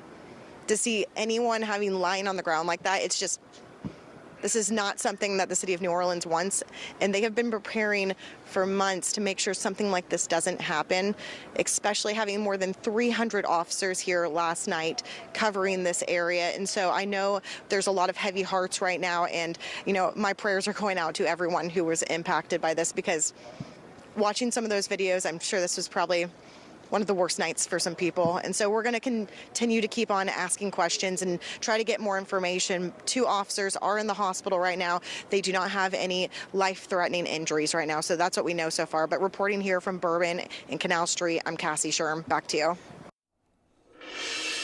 And we have breaking news on this developing story from CNN's Evan Perez. We can now report that the suspect in this New Orleans attack is dead. That's according to a federal law enforcement official telling CNN's Evan Perez the suspect in this tragic both shooting and car attack is dead. That just into CNN. And this has been a big question because we had heard from local law enforcement and local officials on the ground in New Orleans earlier that there was this suspect in this pickup truck, but we didn't hear the status of this suspect until now, getting this new information again from CNN's Evan Perez through federal law enforcement officials telling CNN the suspect in this New Orleans attack is dead. I want to bring into the conversation CNN's Ryan Young. Ryan, you have that new information that the suspect is in fact dead, but I also wanted to get your reaction to that raw report, really, from that reporter on the scene. And it's striking. You see the coroner's van sitting in front of cameras to the entrance of Bourbon Street, presumably to not only do the hard work that they have to do, but also to block the view of potential carnage that's left behind there. Yeah, Danny, let's take this in 2 parts. When you think about that massive scene, you not only do you have the evidence that's involved here, you're going to look at shell casings and you're going to be trying to find any sort of physical evidence on the ground. Then you have the carnage of dead bodies there. And on top of that, you want to make sure you pay the ultimate respect to them while gathering that evidence. And with the state and the FBI involved, a lot of times they bring in a digital scene recreator and they'll take pictures of the entire scene so they can do that later on in court and be able to show and illustrate exactly the path the truck was going through and then how many people were hit. But so many times when you have a situation where bodies are hit, you will find evidence 100 yards away because of the force of the vehicle and then what it does to the human body. So just the idea that an F-150 was used in this and then it was steering through a crowd of people, and you can only imagine the folks running online. Some of the videos that have been spread are just hard to watch and hard to talk about. When you talk about the suspect, I was talking to a state source since the last time I joined you, and it did seem like we were going to lead to this information with the suspect being dead, and I see Evan Perez was able to confirm that. But they were doing abundance of caution from what I was getting from one of my sources to make sure they had the suspect that they were looking for. So there's a lot of evidence that they're going to obviously have to go through. They're going to have to take pictures of that truck and then go try to figure out, where did this truck come from? Did the person plan to be there? Was this, this is such a big event. And when you think about New Year's Eve as a person who's been down there before, there's hundreds of people who line those streets all the time. And then you add the fact that you have 2 of the biggest college football programs down there for the Sugar Bowl. You can just only imagine the amount of people that could have been down there. But this, of course, happened around 3:15. The drones were also deployed last night from the New Orleans Police Department. That's something. So I'm wondering, were they able to follow this truck, especially after the shots were fired, through the video cameras, through officers watching it after exchanging fire, hopefully, at that point? And then did they were able to track him down and then ultimately end this? I'm sure they're also going to try to figure out that the suspect tried to shoot himself. So it'd be interesting to see, did he commit suicide or were officers able to take him out? So these are all questions that we'll be trying to figure out over the next few hours. Of course, there's 11 o'clock news conference, so hopefully we'll get some more information then as well. Ryan Young, thank you so much for your reporting all throughout the morning. I really do appreciate it. We're going to go to a break in just a moment. But again, the breaking news just into CNN in the past few minutes, the suspect in the New Orleans attack is dead. That's after we confirmed that 10 were killed, more than 35 injured in this mass casualty attack. We'll be right back. We continue to cover this troubling breaking news out of New Orleans, really tragic news this morning. But we want to go right now to the scene in the French Quarter with CNN affiliate WDSU's Fletcher Mackel. Take a listen. Yeah, Trevor, so we just had a second explosion here in the French Quarter. They screamed fire in the hole a second time, and they detonated what sounded like another type of explosive device. You see some people from Special Operations and the bomb squad working right down the street. I think photojournalist Stefan Cage has zoomed in on them right now. So, again, just to kind of set the scene here, the FBI alluded to the fact that there was an IED type device that they were investigating because they feel like the suspect may have had that when he came into the French Quarter to do the harm that he did. A state police trooper called in a suspicious device. We were cleared off of Bourbon Street. We're on Dauphine right now in Orleans. About 5 minutes ago, we heard the bomb squad scream, fire in the hole, and we heard it sounded like a firecracker going off. And just about 30 seconds ago, or about 30 seconds before you came to me, we heard it again. Another fire in the hole and another detonation, which sounded like a firecracker going off. These aren't huge detonations. Some of the residents that live here are actually out watching right now, following what's going on. There were people on the balconies earlier, but again, because of this investigation leading to potential IEDs in the French Quarter, we have seen police doing massive sweeps here with the gloves, searching trash cans, searching under cars, everywhere here in the French Quarter. Teams of police officers, we showed you that live on TV, coming through looking for suspicious packages or anything out of the ordinary. They seem to have found one right on the corner of Bourbon in Orleans, right by the Tropical Isle Bar, which is a huge landmark for people wanting to party during Mardi Gras, New Year's Eve, other events in the French Quarter. But again, we have heard 2 small detonations from the Special Operations RV that came onto the scene down the street that you're looking at right now, and we'll continue to follow and monitor the situation here. And for more on this, we have CNN's Tom Foreman with us. Tom, I just want to get your reaction quickly as the last word here to hearing that report about bomb squads detonating potential IEDs in the French Quarter. I will find it very interesting to find out what that really is versus what it seems to be at first blush. Sure. In part because we had that witness a short while ago talking about this man shooting from inside the car as if he didn't even get out of the car, unless this was a case of somebody working with him or this person coming earlier and leaving things there. I'll just be very interested to find out if that's exactly what they think it is. We've had many cases like this in the past where things are found, and authorities have to be very, very cautious. So if they see anything that looks like it could possibly be threatening, they have to treat it as if it's a real threat. But we will find out. I'm just thinking about the sheer number of people that they have to manage on an event like New Year's Eve. It really is quite remarkable, and that makes a big difference here. Remember, this is a town that routinely for Mardi Gras takes in 1 million people, doubling the size of the metro area. For Jazz Fest takes in 500,000 people. This past year with the Rolling Stones being there, huge crowds. The police there do a lot of work to prevent this sort of thing from happening and to keep alert to these sort of things. And I will point out, when this event happened, you can bet your life there were police all over that road, because that's what happens during big events, and yet they couldn't stop it. Tom Foreman, thank you so much for your perspective all throughout the morning. Again, we've been following this breaking news all throughout the morning. 10 dead, more than 35 injured in New Orleans after a mass casualty incident. We do now know the suspect, though, in this both shooting and vehicle attack is dead. CNN has confirmed that. A lot more still to learn. We're going to hopefully find out more at an 11 a.m. press conference. Until then, we're going to take a quick break.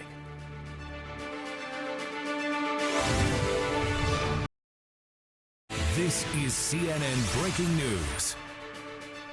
Well, good morning to you. You are live in the CNN newsroom. I'm Pamela Brown in Washington, and we want to welcome our viewers here at home and watching around the world. We begin with breaking news out of New Orleans as a man drove a pickup truck into a crowd of people on the famed Bourbon Street early this morning. Police say at least 10 people were killed and at least 35 are injured, and it happened just after 3 a.m. local time. There were revelers out celebrating the new year at that time. It was packed, and according to the New Orleans police chief, the suspect was just hell-bent on causing carnage. She says that the driver then shot 2 police officers. A federal law enforcement official, I should say, says that that suspect is dead. And we've been speaking to witnesses. One witness described seeing bodies on the street and a lot of people getting first aid. Take a listen to the emergency radio call. Communications to Engine 29 and all units heading towards Canal and Bourbon. We were moved to 5 grown tourists. You're responding to a mass casualty incident. A vehicle ran through a crowd of people. There's multiple injuries, multiple casualties. They need you at Canal and Bourbon. CNN's Ryan Young and Paula Reed are following the story for us. Ryan, first to you, what more do we know about this investigation? Well, we know it's developing at this point. Our Evan Perez was able to confirm that suspect is dead. I've been talking to some local folks on the ground there who've been telling me this is an evolving situation. In fact, right now there is a perimeter set up around that suspect's truck. So they're trying to figure out exactly where he came from. But it was around 3:15 this morning where police say that this suspect took an F-150 and started trying to intentionally hit people who were out there. We know 10 people are dead, more than 30 injured. And as you can imagine, we do have some new video into CNN that is very tough to look at. We have blurred some of the images here, but you can see some of the carnage that was left behind. Obviously, some of this video is spreading over the internet with bodies laying out there, and you can just feel for the people who were involved in this. At some point, that suspect did then start shooting at officers. 2 officers were shot. We're told they are in stable condition. Outside of that, now we start building from the investigative points, just in terms of trying to figure out why the suspect targeted this area. But take a listen to this eyewitness talk about what was going on. Dude came through with a truck and hit by 4 people and shot by 4 people. It was about 8 to 12. You say you saw him got out and shoot? Nah, he was in a car. He didn't get out. He already hit him. Now, we know the Sugar Bowl is played later on tonight. There's tons of tourists in town. You have the New Year's celebration. You put on top of that, this is the French Quarter. They did find IEDs, so there have been several clearing signs as they were been trying to do the improvised explosives. They put them in the bomb containment center and then try to blow them up on scene there. But at the same time, you've had people who could not return back to their hotels, people questioning what should they do next. They've shutting down several streets around the area as this investigation continues. We know there's a massive presence of officers down there as they start this investigation. But again, it was 3:15 this morning when this truck went around barricades and started to try to drive over people.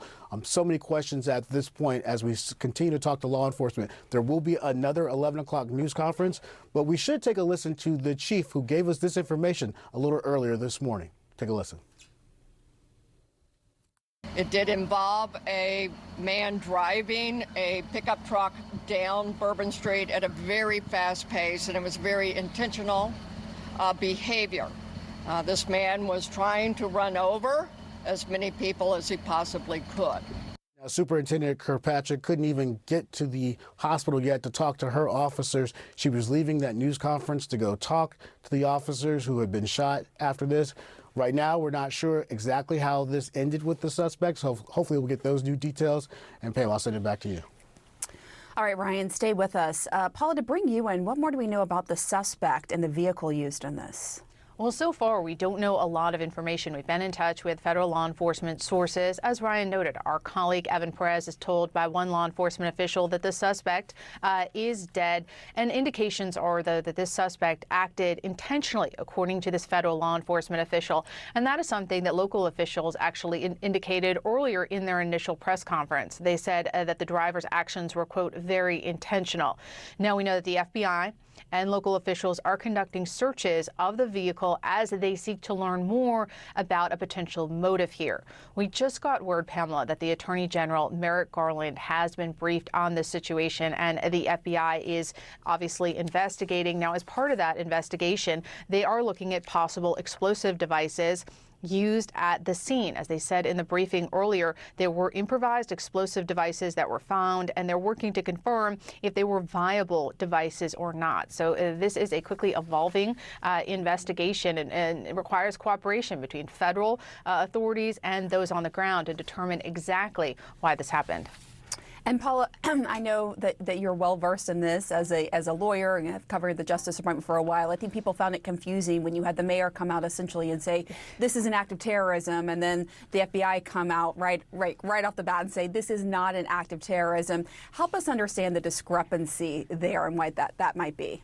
Yeah, I think it's a little confusing holiday, conflicting messaging here, but this is not good to come out and give these kind of confusing messages. People need to understand, especially at the federal level, that terrorism actually has a legal definition, and it's much more narrow than people realize because there were some concerns that if you label certain acts terrorism, or if you use that too broadly, it could conflict with some constitutional rights, and particularly the First Amendment right. Again, it's very confusing. It's sort of an esoteric argument, but when people think of terrorism, they think of something like this. But when it comes to the legal definition, this is why you don't see a lot of cases charged as quote unquote terrorism. They're charged with, using an explosive device. They're charged with other crimes because that's what is on the books. Those are the laws on the books. So I think the legal definitions, particularly the differences between what you might see at a local level versus the federal level, that's why there is this confusion over whether or not this was terrorism. I think most people would agree that this was terrorizing, but when it comes to the technical legalities, that's I think why we're getting these conflicting messages about whether this was quote unquote terrorism. Right. And what is the concern ahead of the Sugar Bowl tonight? Yeah, with this? Look, I'm the last person to report publicly on sports, but I think that this is going to be on the minds of everyone there. That is a massive event. There's always a massive security operation for anything that happens in a large stadium in this country or abroad, be it a concert, be it a sporting event. And something like this, there's clearly going to be a heightened concern and likely heightened precautions to try to prevent anything like this from happening again. Though it does appear the signals that we're getting from law enforcement, they don't appear to be indicating that this is part of a wider plot. All right. Thank you so much, Paula Reed, Ryan Young. We appreciate it.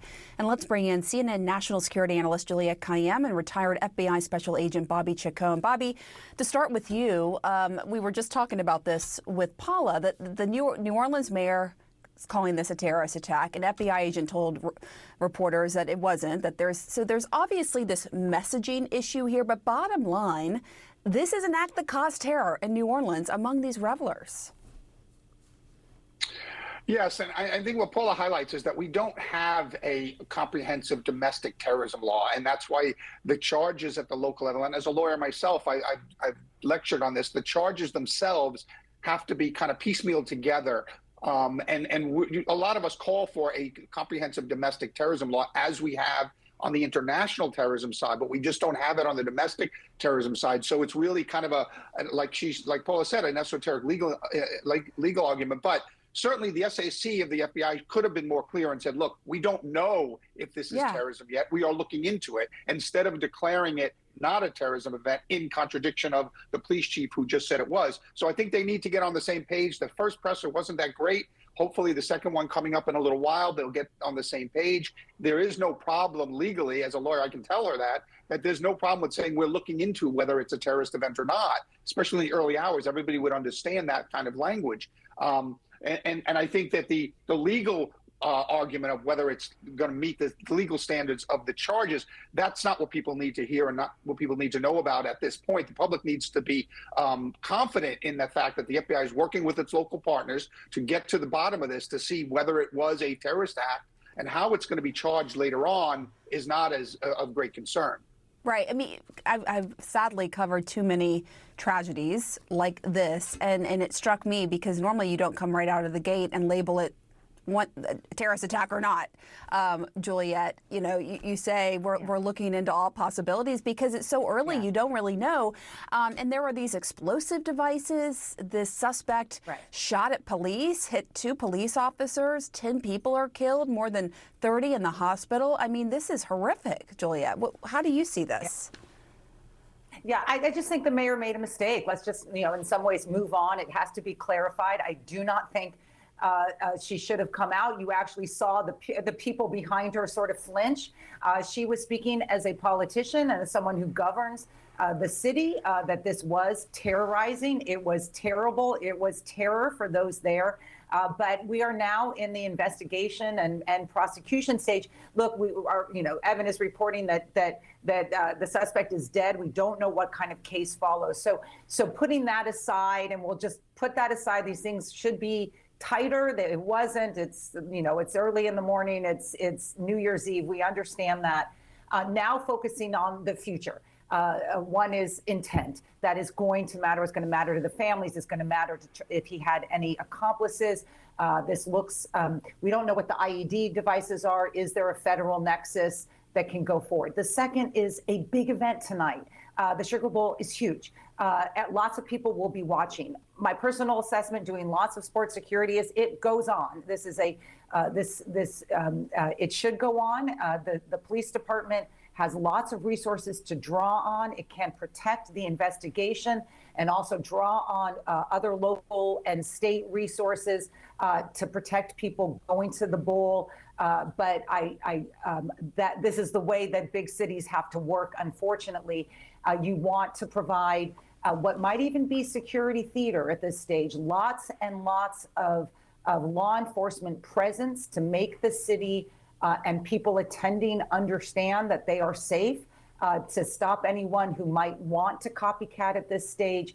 And then you let the investigation and the mourning continue simultaneously. It's just the nature of how these things happen, is that you have both these horrible incidences and then you have to prepare for the next big event. And this is what we've seen in prior instances as well. And Bobby, help us better understand why the FBI is taking over this investigation. Well, because, we have the resources and possibly the charges. We have, as Paula said earlier, we have these different federal charges that can be brought in things like this. And then, of course, we bring in the resources. We bring in the bomb technicians, the bomb robots, and the manpower. We can throw manpower at a lot of manpower downrange really quickly. And quite frankly, we've been in charge of or involved in security at Special Olympics. I myself was at several Olympic Games. I was at the Greece Olympics for a year, consulting with the Greek authorities. I was at the Salt Lake City Olympics, working counterterrorism there. And so we have that kind of background in terrorism and counterterrorism at big special events. And so the FBI comes in to see if there are resources that we can dedicate, and if there's manpower we can dedicate. And also the U.S. Attorney's Office is probably working with the local prosecutors to see what types of charges can be brought. And so everybody should be working together. That's the bottom line. That's what should be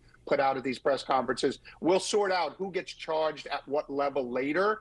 Right now, it's all about resources downrange. It's all about manpower, what we can do to investigate this as quickly and as thoroughly as we can, and make the crowd safer for tonight. Those are the two main areas that we should be concentrating on. All right, Bobby, Juliet, thank you so much. We'll see you next hour.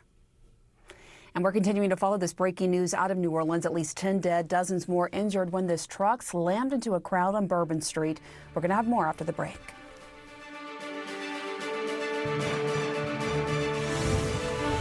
And back to our breaking news out of New Orleans. Police say a man intentionally rammed a pickup truck into a crowd of people on Bourbon Street celebrating New Year's early this morning. In just hours, the Sugar Bowl will be played there. And we just got a statement actually from them. Let's go straight to CNN's Andy Scholes. Andy, there's this statement from the Sugar Bowl. What are they saying? Well, obviously, it just is this the last thing they obviously wanted to happen on the day where they play such a big event there in New Orleans. The Sugar Bowl, always one of the biggest bowl games every single year there in New Orleans in the French Quarter. This incident happened just a mile away from the stadium where the game is to be played. But the Sugar Bowl CEO Jeff Hundley put out a statement just a few moments ago saying the Sugar Bowl committee is devastated by the terrible events from early this morning. Our thoughts and prayers are with the victims and their families. We're in ongoing discussions with authorities on the local, state, and federal levels, and we'll communicate further details as they become available. Now, the Sugar Bowl is the night game, Pam. It's between Notre Dame and Georgia. It's 8:45 p.m. Eastern kickoff. So as you can imagine, there's thousands of Notre Dame and Georgia fans, in the city to celebrate the new year, go to the game. You know, I've been to the Sugar Bowl many times. I mean, it's just packed with fans as well as many other people just there to celebrate the new year. So this incident happening at this time is just, you know, obviously just horrible for everyone involved.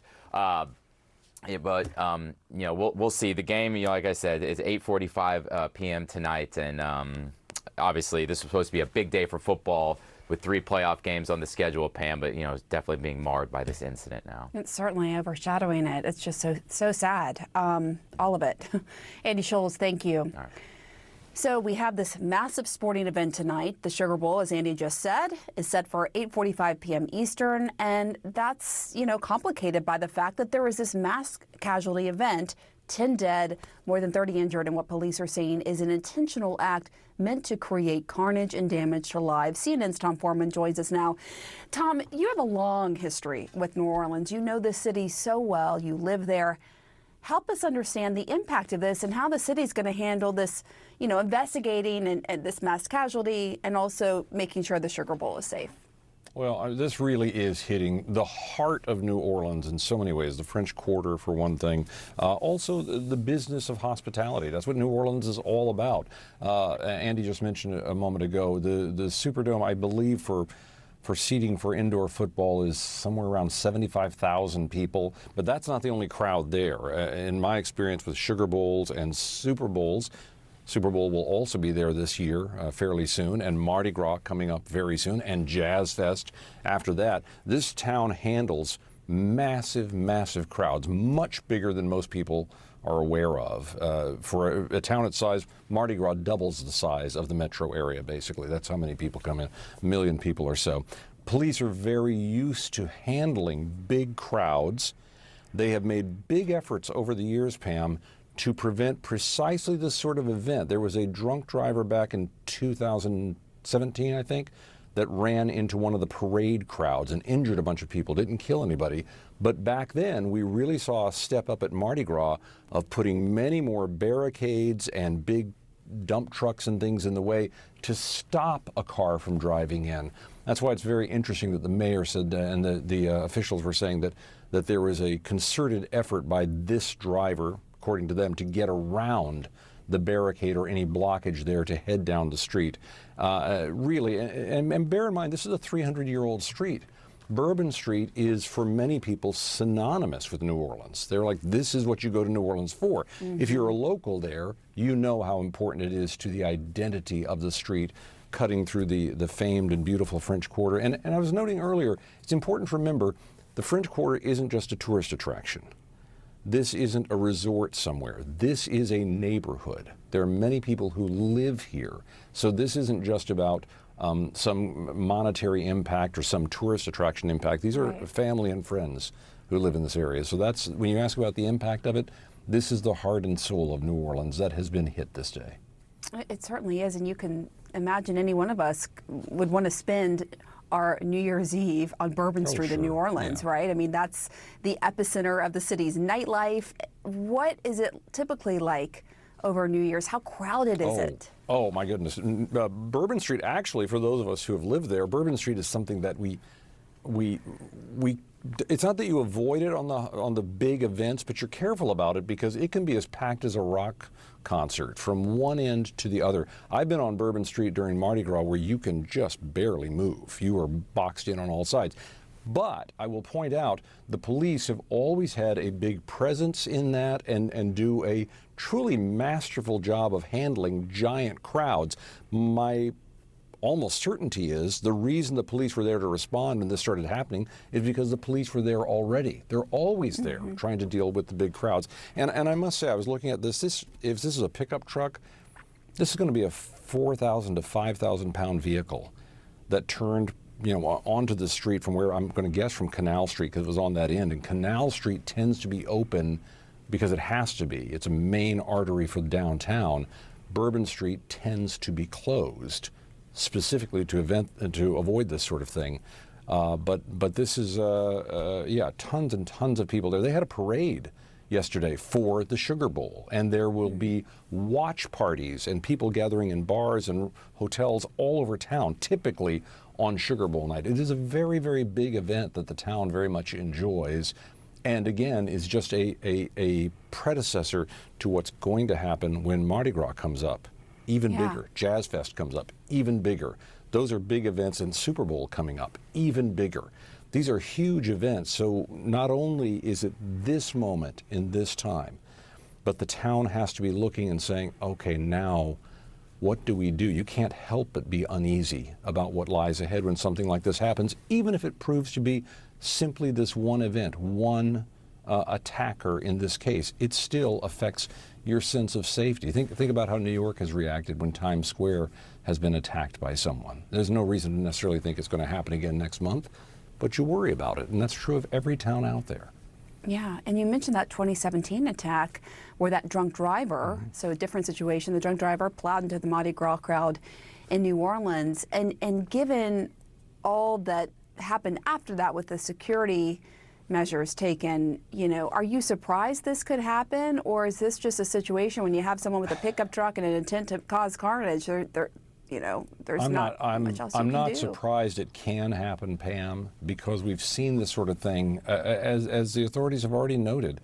When you have someone very determined to do something like this and clearly heedless of what happens to their own life in it, it's hard to stop them. I mean, unless you were to put up like such extraordinary barricades that they simply could not be breached, but then people find other ways to do such a thing. It's hard to ultimately stop something like this. The fact that this seems to have happened in what looks like about a block or so, I'm not sure. We don't know yet exactly how far in this goes, the actual attack. Yeah.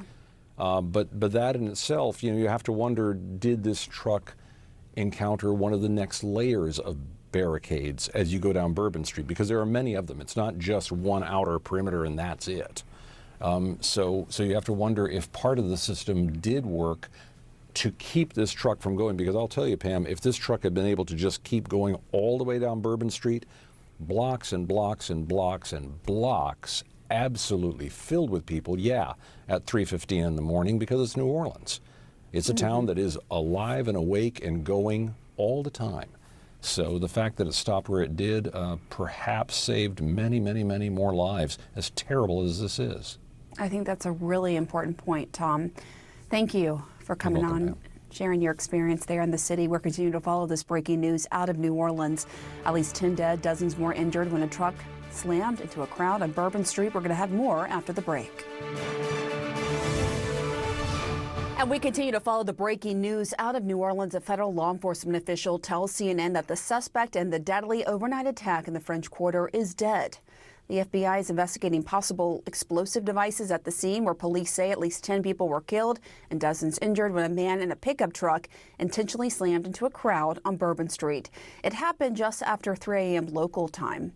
When so many people were out, they were celebrating the new year. Just imagine that the street was packed with revelers, and then the suspect comes in with his pickup truck. As one official said, he was hell-bent on creating carnage. There was a local news reporter who was on the scene, and that reporter became emotional as she reported on the horrific attack.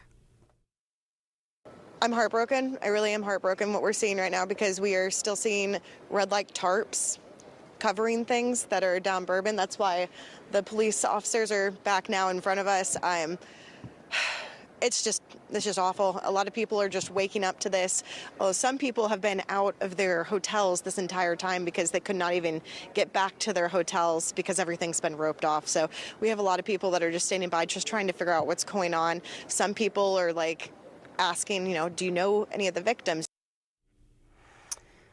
So we're learning now, breaking news, that the FBI is investigating the New Orleans incident as an act of terrorism. CNN's Paula Reed joins us now. This is a quick turnaround because the FBI initially said it wasn't, and now they're investigating it as terrorism. Yeah, it appears that they're trying to clean up the conflicting messages that we got during briefings earlier today, when we were getting mixed messages about whether they consider this a potential act of terrorism. Now, in a statement just released by the FBI, they said, quote, "This morning, an individual drove a car into a crowd of people in Bourbon Street in New Orleans, killing a number of people and injuring dozens of others. The subject then engaged with local law enforcement and is now deceased. The FBI is the lead investigative agency, and we are working with our partners to investigate this as an act of terrorism. Now, as we talked about earlier, Pamela, some of the confusion around the term terrorism, I think it's something that people know it when they see it, but there is a legal definition. And at the federal level, we don't really have a domestic terrorism law that can be cleanly charged. That's why sometimes they're a little bit careful around using this word. But here, the FBI coming out with a clear statement, making it crystal clear that they are investigating this as an act of terrorism. Now, since the suspect is deceased, they don't really have to deal right now with the issue of filing federal charges, but there are indications the suspect acted intentionally, according to at least one federal law enforcement official. FBI and police are conducting searches of the vehicle as they seek to determine a motive. Now, the Attorney General Merrick Garland has been briefed on this, but I think the big question now, Pamela, is whether this person acted alone or whether there's anything else here as they continue to investigate this as an act of terrorism.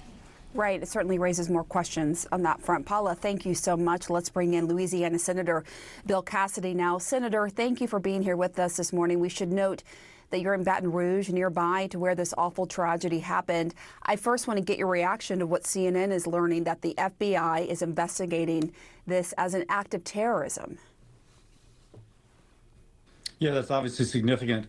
It clearly was an act of terrorism, whether it was official or not.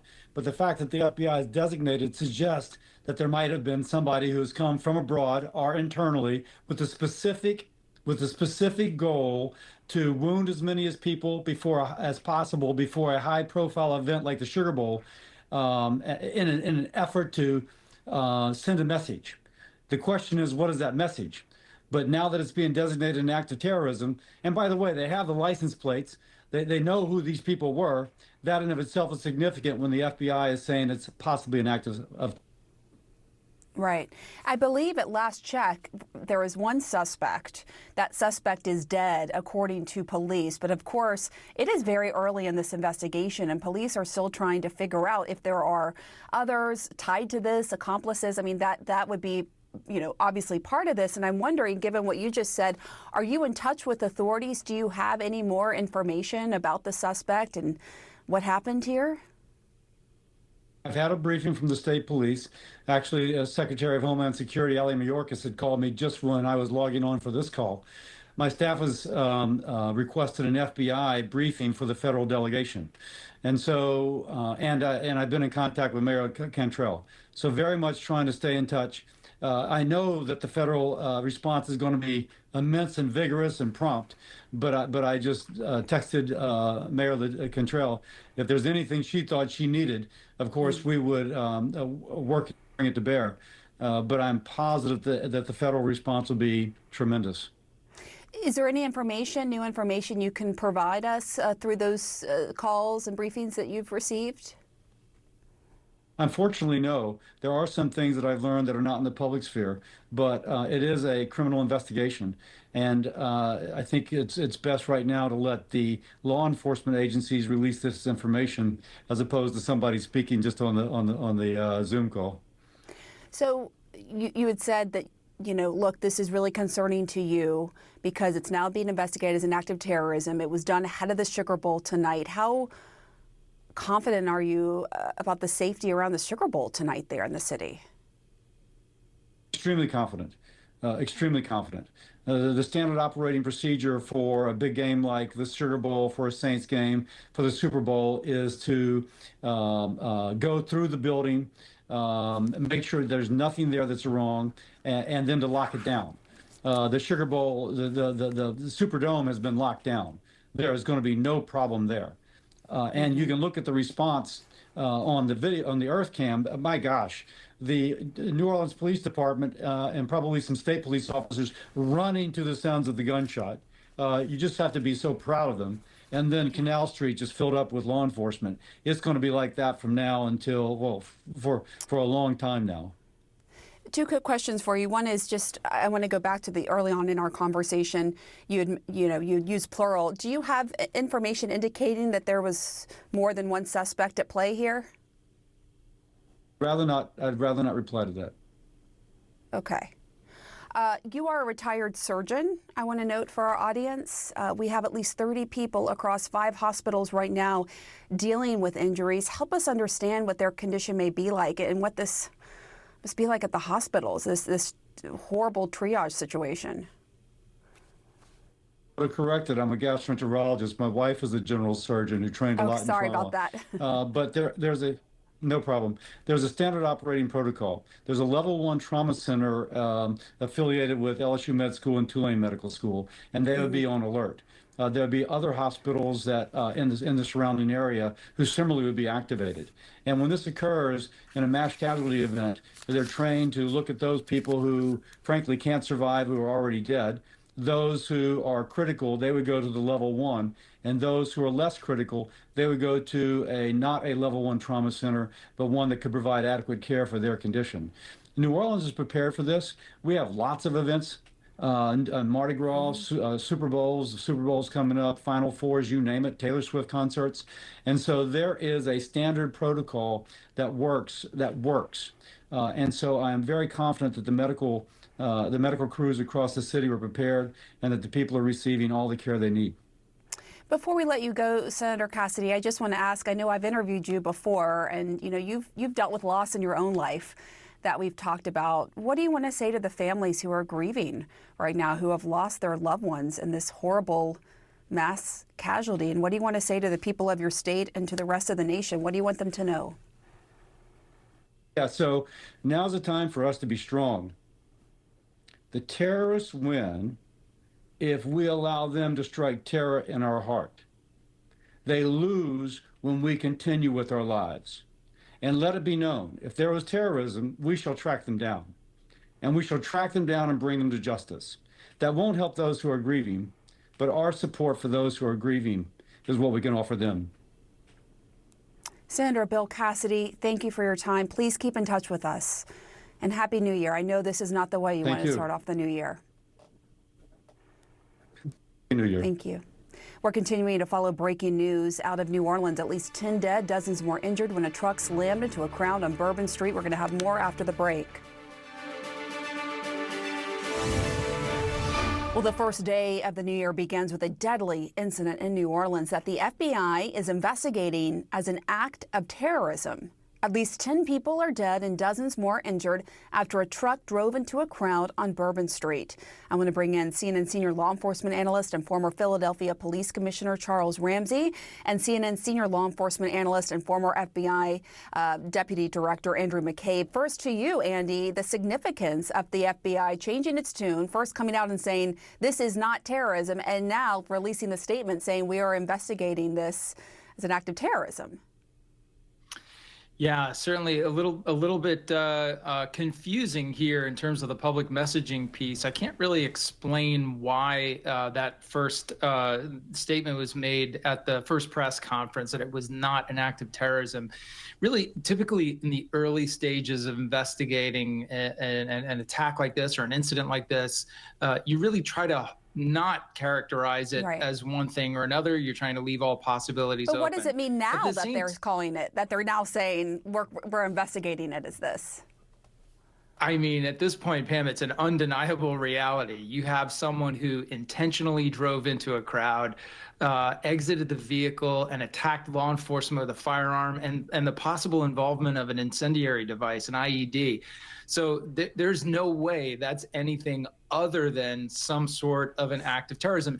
Now, they may not know exactly what flavor at the moment, right? They may not know the political purpose that this attacker had in conducting the attack, but it was very clearly an intentional act. It's a violent felony committed in the United States, likely for the purpose of intimidating or coercing a population or changing the action of government. That is the definition of terrorism. It's captured in the federal code. And so from just the first look, we know we have many of those boxes already checked. So it's really just the FBI publicly stating what has been true from the very beginning. I'm sure they began investigating this thinking that it was very likely an act of terrorism. Chief Ramsey, how are you seeing this? Well, first of all, I agree with Andy. I think it was just a question of being cautious in terms of using that term at this particular point in time. As an investigation progresses, they get more and more information. According to the information we have now, the offender is dead. So they've had a chance to maybe go through the truck, maybe find some more information on social media, what have you. more and more of a picture starting to come together where they feel comfortable now actually calling it for what it really is. But the most important thing to me is the fact that, this is just a very, it's a heinous crime. I mean, to do something like this, really the mindset of an individual, whether or not this is something that a copycat from what happened overseas a couple weeks ago or not. I mean, all this is information that will start to come together as more and more facts become known. But again, my condolences to the victims' families in this particular incident. I mean, this is just a tragedy, one more tragedy that we have to deal with. No way to start off a new year, that's for sure. And of course, we have the Sugar Bowl tonight there, and you have to wonder how the city's going to handle this mass casualty that it's investigating, plus, making sure the Sugar Bowl is safe. I want to ask you, Andy, about my interview I just had with Senator Cassidy of Louisiana. He had been briefed by the DHS secretary and state police and other officials. And it was interesting because he started off the conversation, like with his answer, talking about multiple people. And as far as we know, CNN's reporting, as far as we know, is there's one suspect, right? But of course, this is early in the investigation. And when I followed up and asked him if there are others, if he knows of others, he said, I would rather not say. And of course, that my antenna went up with that. What did you make of that? Yeah, I think it's certainly possible the senator was trying to be careful there. And that certainly leads us to make assumptions.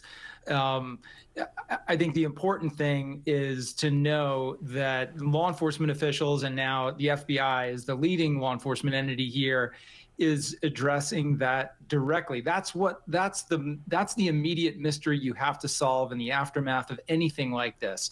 Are we dealing with one person, or is there a continuing threat? Are there others?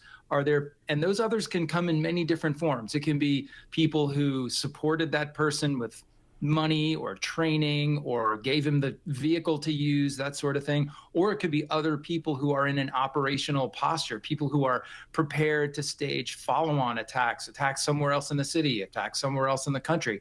So that's the most important thing for our intelligence and law enforcement folks to figure out. It certainly seems from the careful way that the senator answered your question, he may have gotten some information along those lines. We'll have to wait and see what they tell us at the next press conference. But it wouldn't surprise me at all if they are already starting to identify people who crossed paths with this attacker, maybe intentionally providing support or otherwise, or just people who came into contact with them. Like you can imagine, like if the car was a rented car, you would want to talk to the person who rented it to him. Did that person know why this guy was renting the car? All sorts of questions like that. All right, Charles Ramsey, Andrew McCabe, thank you. We'll talk to you again very soon. More of our breaking news out of New Orleans after the break.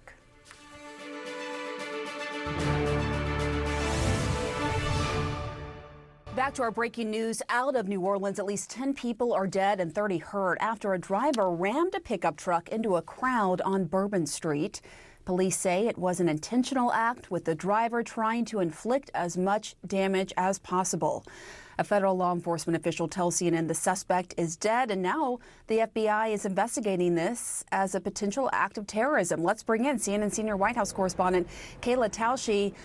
This is not the way we wanted to start off the new year here. Kayla, what is the Biden administration saying about this? Pam, President Biden is here in Wilmington, Delaware after a family event last night. He's been spending the morning speaking to local officials and being briefed by his own government agencies. We're told that he called New Orleans Mayor LaToya Cantrell, offering her full federal support as the city deals with this situation and recovers and investigates. And to that end, President Biden has been briefed by senior leadership at the Department of Homeland Security, the Federal Bureau of Investigation, as well as his own White House Homeland Security team. He will continue to be briefed throughout the day. We expect to see him for the first time this morning in just about an hour's time. He is scheduled to depart Wilmington to travel to Camp David for the weekend. We are awaiting any word of potential changes to his schedule, but as of now, that's what we expect, Pam, and it still remains to be seen whether he will choose to deliver remarks on this incident. Pam. All right, Kayla Tausche, thanks so much. And coming up in our next hour, an eyewitness to the horrible tragedy in New Orleans joins us to talk about what they saw. Our coverage of the breaking news continues after the break. This is CNN Breaking News. Well, good morning to you. You are live in the CNN Newsroom. I'm Pamela Brown in Washington. Jim Acosta has the morning off. Our breaking news coverage of the mass casualty incident in New Orleans continues this hour. The FBI is now looking into the attack on a crowd on Bourbon Street early this morning as an act of terrorism. Police say a man intentionally drove a pickup truck into that crowd, killing at least 10 people and injuring at least 35. According to the New Orleans police chief, the driver was hell-bent on causing carnage, and a federal law enforcement official says that suspect is dead. And new video captured on EarthCam shows the moment multiple officers can be seen running in response to the incident. The officers can be seen standing outside of Crazy Corner on Bourbon Street when they appear to receive this call about the vehicle that plowed into the crowd. You can see this on your screen. Look at them running. They get that call, they are running. This is what they have been training for, something like this. Take a listen to the emergency radio call from first responders. Communications to Engine 29 and all units heading towards Canal and Bourbon. We're going to move to 5 Road 2. We're responding to a mass casualty incident. A vehicle ran through a crowd of people. There's multiple injuries, multiple casualties. They need you at Canal and Bourbon. CNN's Ryan Young and Paula Reed are following the story for us. Paula, to you first. I just spoke to a law enforcement source who said, look, they have the license plate of this suspect, right? They're running down to see if the suspect had any associates who might have been involved with this. What more can you tell us about the suspect? Yeah, so here we know, of course, the FBI is the lead agency. They are now investigating this as an act of terrorism. There was a little confusion about that earlier today in the briefings about whether this was being viewed as potential terrorism. Now the FBI confidently saying in a statement released a short time ago that they are investigating this as an act of terrorism. I want to read that statement. This morning, an individual drove a car into a crowd of people on Bourbon Street in New Orleans, killing a number of people and injuring dozens of others. The subject then engaged with local law enforcement and is now deceased. And as I said, the FBI is the lead investigative agency, and they are working with their partners to investigate this as an act of terrorism.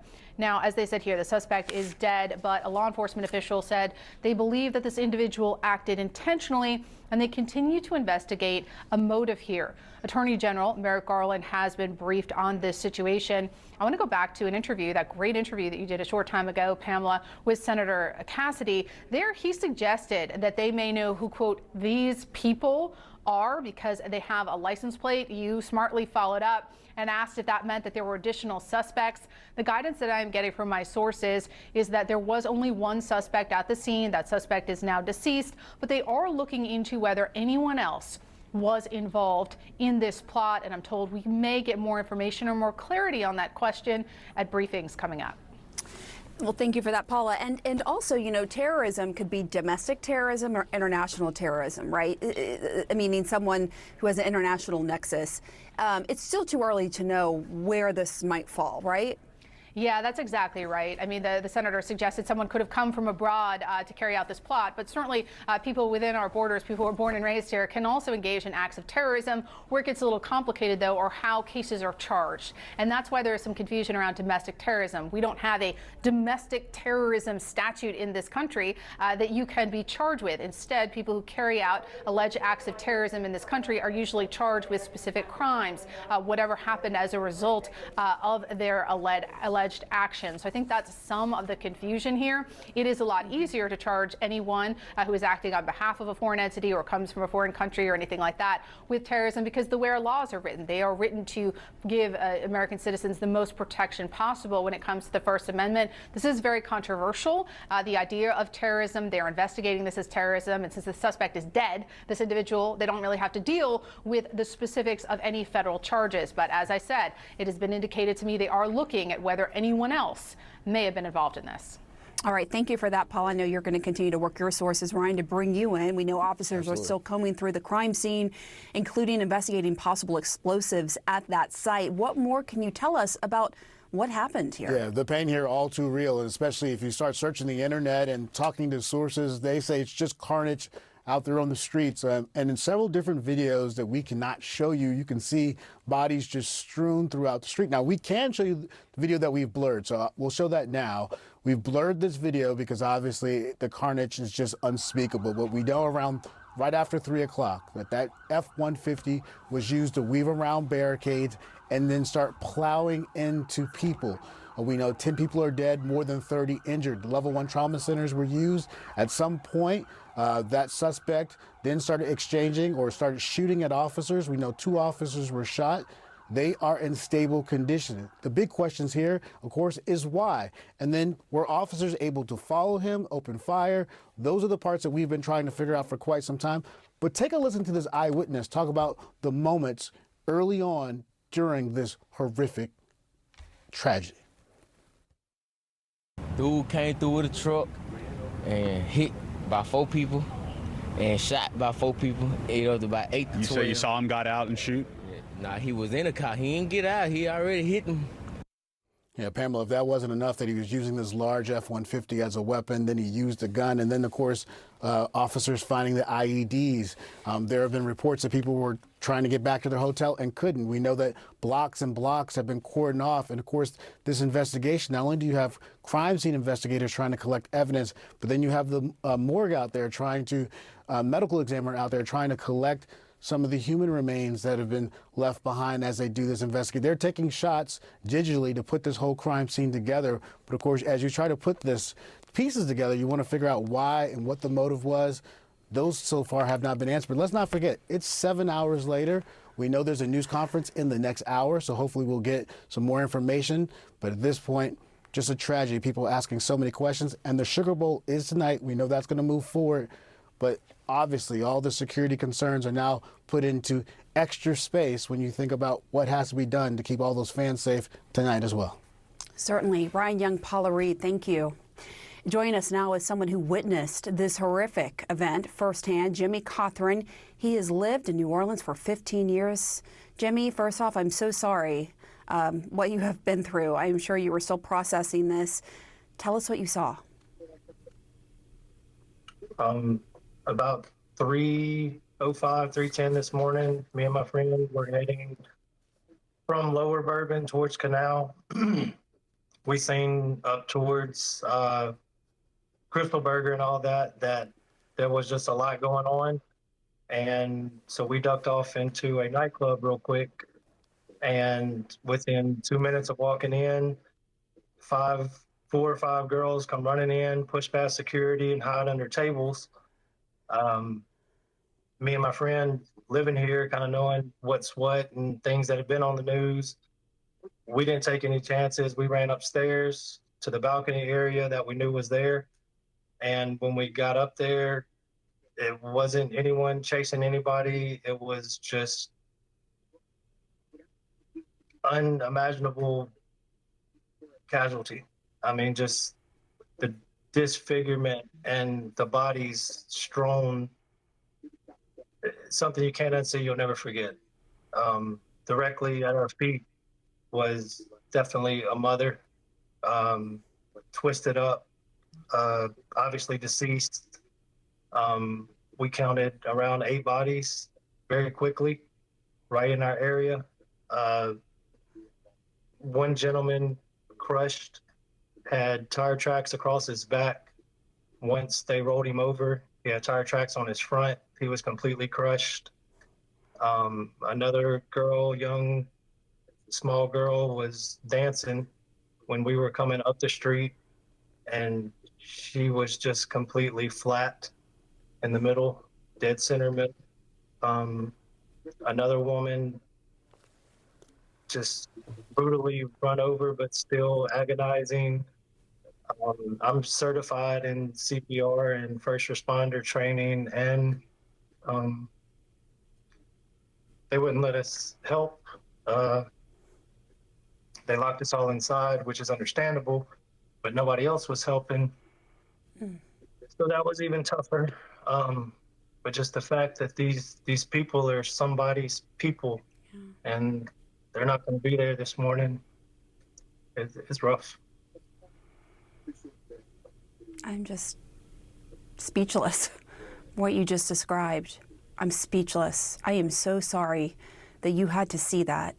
And it sounds like some of the people you saw after this happened, you had seen before, dancing, having fun, enjoying New Year's.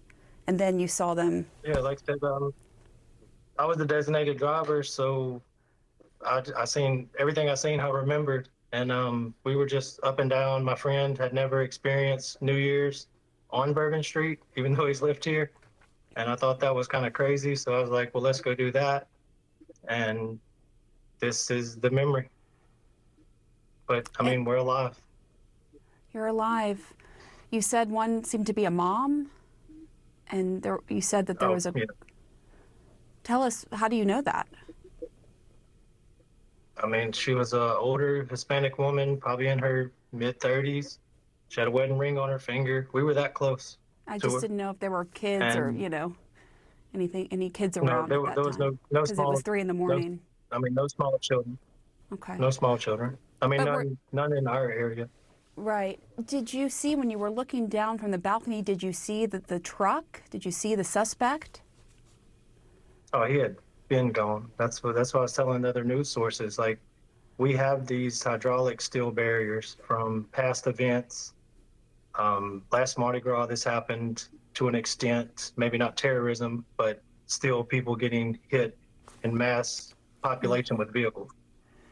Those barricades were not up, period. They had the flimsy orange ones that you could just push over with your finger.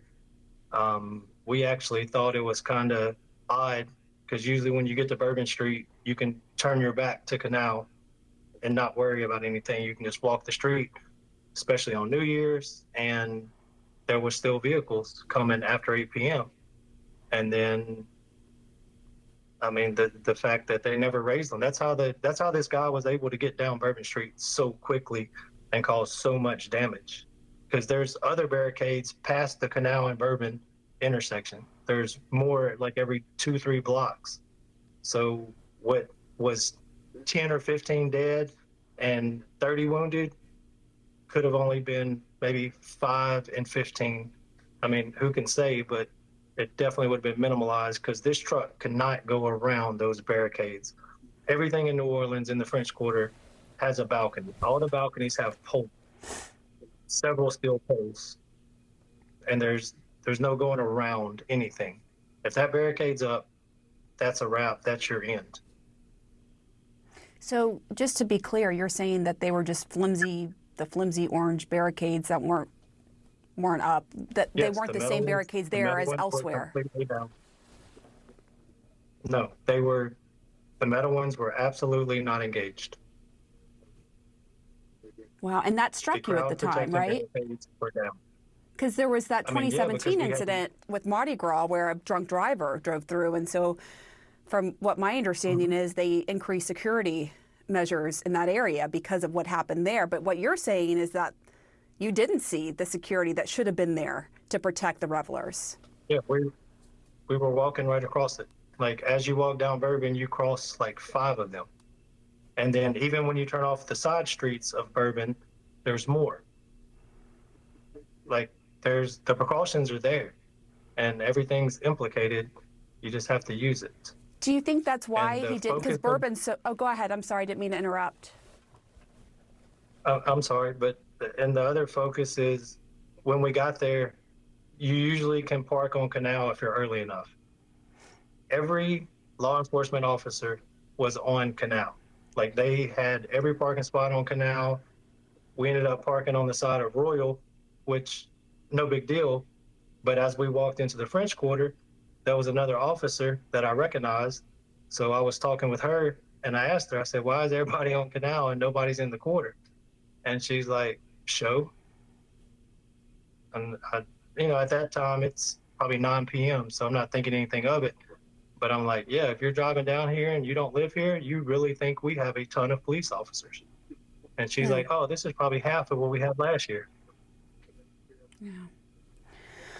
Jimmy, I am so sorry for you that you had to see this. It is horrific.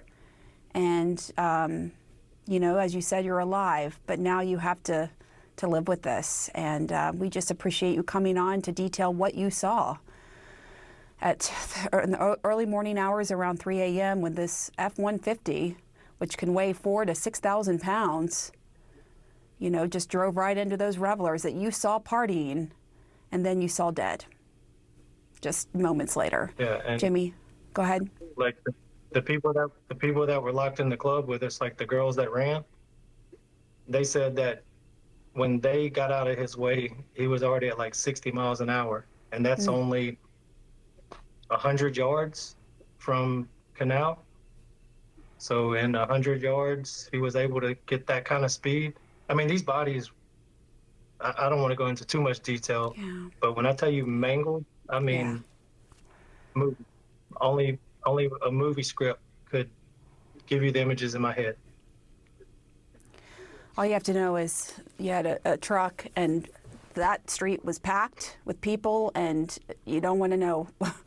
We don't want to have to think about what that looked like. And unfortunately, Jimmy, you did have to see that, and we are so sorry. But thank you so much for taking the time to talk with us, Jimmy. We'll be right back. The breaking news this morning, the ATF is now on the scene of a deadly attack on a crowd on Bourbon Street that happened just hours ago in New Orleans. Investigators had been looking into possible improvised explosive devices after a man rammed a truck that weighs 4,000 to 6,000 pounds into a crowd. We just spoke to this eyewitness who said he was in a bar. He had been right there. These women came running in from the street and said that truck was going around 60 miles per hour, according to those women who were there. Just imagine that, this street packed with people enjoying the New Year's, and then this happens. It's beyond comprehension. 10 people died, dozens are injured. The FBI is investigating this as an act of terrorism. Let's bring in Democratic Congressman Troy Carter. He represents New Orleans, and he's a member of the House Homeland Security Committee. Congressman, thank you for being here, and I'm so sorry for what has happened in your city. Have you been getting briefings on what happened here? Is there any information you can share with us about the suspect and whether there are accomplices? Thank you very much for giving this the coverage that it deserves. Yes, we've been in constant communication with the White House. I literally just hung up the phone with Secretary Mayorkas of Homeland Security. We are working around the clock with local, state, and federal officials to gather as much information as timely as possible to ascertain all the facts. What do we know, though, about the suspect, the driver here? Do we know if the truck was rented? Or did it belong to the suspect? Do you have any concrete information at this hour as we're trying to process this? The information that's available that we can share at this time is that it appears to have been a local individual, someone with a Texas license plate, but apparently living somewhere in the metropolitan area. They appear to be a lone actor at this point, yet we are being very cautious to make sure that we are exploring and investigating every point to make sure that the villain that has been taken down by police officers, that he was in fact alone in his actions and securing the area to make sure that any other bombs or information or threats have been detonated. You may have seen bombs that have gone off in other parts of the quarter. Those were detonated by law enforcement. There's been no other indication that there are other bombs at this point, but we are desperately looking to make sure that all resources are used. So just to recap for our viewers, the information coming in from you, you've been briefed by the officials investigating this, that this appears to be done by a local. There was a Texas license plate on that truck, but he lived there. He lived there locally, and that it appears at these early stages that he acted alone. But of course, that is still under investigation.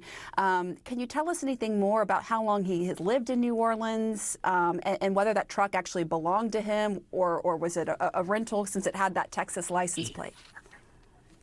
We don't know any of that information at this time. We know that it's a Texas license plate. We don't know very much more about the suspect, other than he has been taken down by law enforcement, and that there's massive investigations going on as we speak. We know now that this was, in fact, a terrorist act. Secretary Mayorkas confirmed that in our conversation. And we would tell the visitors and residents to please stay away from the French Quarter, remain vigilant, stay safe. This is not a time to come out and look and see what's going on. Please stay in your hotels, stay in your homes. The least amount of traffic anywhere downtown, the better at this time. Do we know anything about the age or anything else about the suspect's identity? I know you don't want to say a name right now, but can you give us any more details in terms of age, background, that kind of thing? Not that's available at this time. Nothing that we can talk about. There's an active investigation going on into that. I understand. And then in terms of terrorism, as we know, the FBI is investigating this as an act of terrorism. Do you know if the focus is more on domestic terrorism, or does it appear that this could be international terrorism, where the suspect could have an international nexus? We're not certain about that either. Of course, we're making sure that we explore all the avenues. We're treating it with the highest level of alarm, the highest level of investigation. And some of that information is privy at this point, to make sure that we're exploring and determining if there are potential others that we should be aware of. Rest assured in this, that every possible resource of the federal, state, and local authorities are being used to secure the area and protect the residents and visitors of New Orleans. So I hear you say that, but we and I have no doubt that that is happening now, that the security posture, as you said, is at its highest right now. We just spoke to an eyewitness who was there when this horrific mass casualty event happened, and he said that there were just flimsy barriers there that anyone could just kind of drive over at that entrance where this happened. And I want to get your reaction to that. He said that there were police that were on Canal, but not where this was taking place, and that the barriers were flimsy there, but they were not elsewhere. They were barriers that could have prevented a big truck from coming through. What is your reaction to that? Do you know anything more about the lack of security potentially here? I will tell you that New Orleans is a city renowned for festivals and visitors, Super Bowl, Sugar Bowls, Mardi Gras. No one does security for these kind of events better than law enforcement in our area. I cannot speak to the specifics of what your guest shared with you, but I will tell you this, that during Sugar Bowl, New Year's Eve, and any heightened area for tourism in New Orleans, we have every area covered. We have steel bollards that are at the entry points of Bourbon Street on both ends, on Royal Street, other points of entry. This is the first I've heard that they were not employed. As we speak, that's being looked into. We're watching what you're sharing with us as well.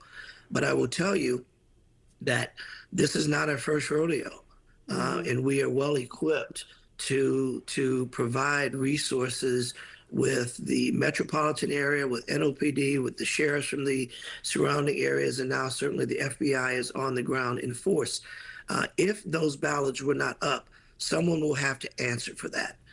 This is the first I'm hearing of it, but I can tell you that there is a very sophisticated system of security in and around the French Quarter, particularly in Bourbon Street, much like you see on military installations, where these metal bollards literally come up from the ground to prevent a vehicle from gaining enough speed to cause the kind of mass damage that we saw this morning. We'll have to investigate to determine if, in fact, they were not up and why. Congressman Troy Carter, please keep us posted as you get new information. Thank you. Thank you. So just to recap what we heard there from the congressman for our viewers just now turning in terms of the suspect, he said that this appears to be a local, someone who lived there, was driving a truck with Texas license plates, and that right now it seems early on in this investigation, and of course this could change, but it seems as though this person was acting alone. We are continuing to follow breaking news out of New Orleans, that deadly attack on Bourbon Street as revelers were out enjoying the new year, celebrating, and now this. It is now being investigated as an act of terrorism.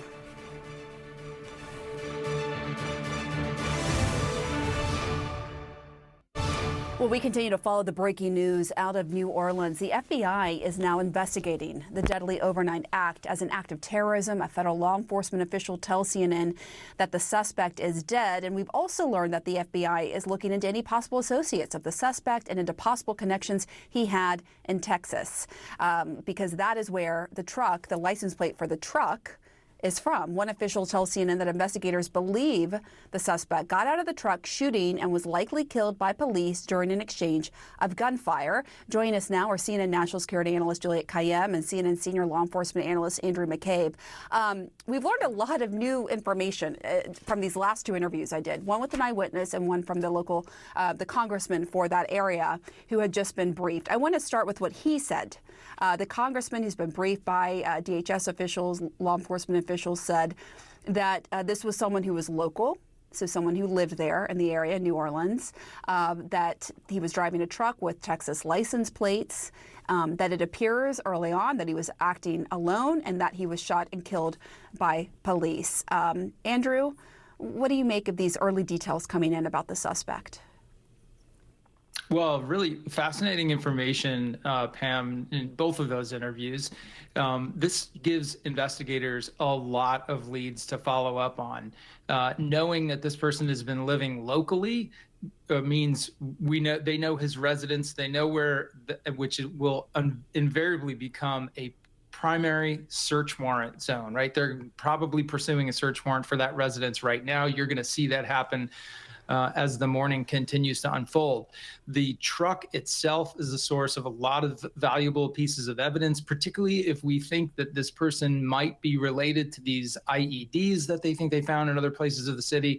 They're going to be scouring that truck for forensic evidence, probably also executing a search warrant on that one. The fact that the plate comes back to Texas gives us a little bit more of a historical perspective on this person.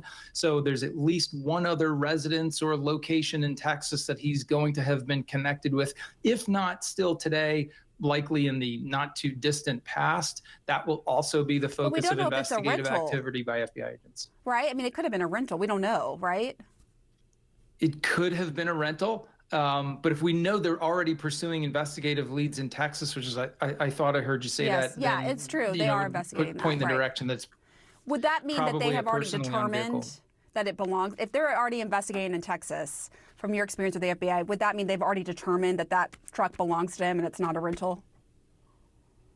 Yeah, I would definitely suggest that, right? Because the license plate is connected to a location, either a residence or a business in Texas. That's how you have to register the vehicle. So if it's a rental car, he has no connection to Texas. There's no reason they'd be there doing that sort of investigative work. So they've connected him to some sort of location there, which will also be a focus of activity.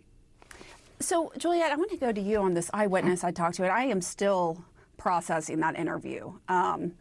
Just so disturbing what he saw. He said he walked up and everyone was out partying on the street. He was a designated driver that night, and then he went into a bar and these women came running in and said there was a truck that was going 60 miles per hour down the street. He went on the balcony and he said people were just flattened. I don't even want to go into detail. It's so disturbing. But he also said that the barriers were very flimsy. They weren't the same barriers there at the entrance of the street as elsewhere in the area. And it's just so disturbing, given his account, because, you have to wonder if this truck would have been able to get through if other barriers had been there.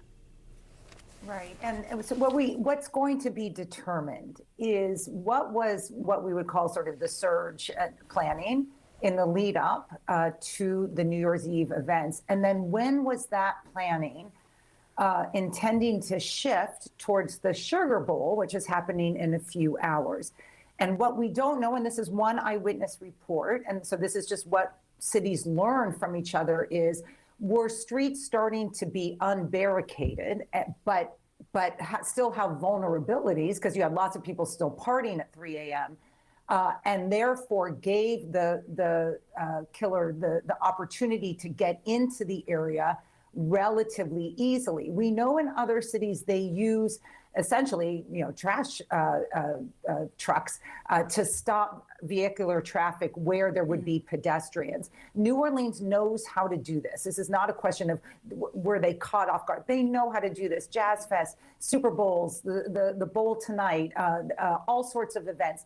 The question isn't did they not know how to do it. The question is all sorts of planning for mega events, as we call them, has a ratchet up and then has a ratchet down. This is one eyewitness, so we'll wait to see what that planning was in terms of was there a vulnerability left simply because that was part of the plan? Lots of people are still on the street at 3 a.m. And then of course the question is just sort of at this stage is the purposefulness of it, including the IEDs, including what we may know about what law enforcement may know about the suspect, and of course the FBI coming out that these are going to be terrorism charges, are going to lead to lots of speculation about what that was. We need to wait on that. There's, of course, a potential foreign nexus or a potential domestic nexus, and all of them have tentacles that we don't know what it is. The one thing that's interesting is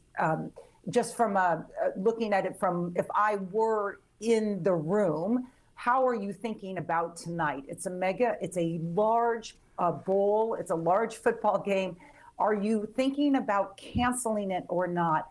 And I thought the assurances that they believed that he was acting alone, that they did not see any ties, and we're not hearing yet whether tonight will be canceled. That's just something I'm looking at in terms of how is the city going to now focus on bowl planning. My recommendation, you definitely want to keep cars away from it, obviously, just given the concerns by the population at this stage. And we should note the Sugar Bowl committee released this statement saying it's devastated by the terrible events from early this morning. Our thoughts and prayers are with the victims and their families. We are in ongoing discussions with authorities on the local, state, and federal levels, and will communicate further details as they become available. So that's what the committee is saying. Andy, to you, I want to get your reaction to the Sugar Bowl later today. What do you think should happen? And what that eyewitness told me about what he saw and from his perspective, the lack of security. Yeah, the eyewitness account is really troubling. And they can, they'll be able to confirm that with video coverage. They can go back to see what that area looked like and to try to confirm whether or not those vehicle blockades were up or not at the time the attack took place.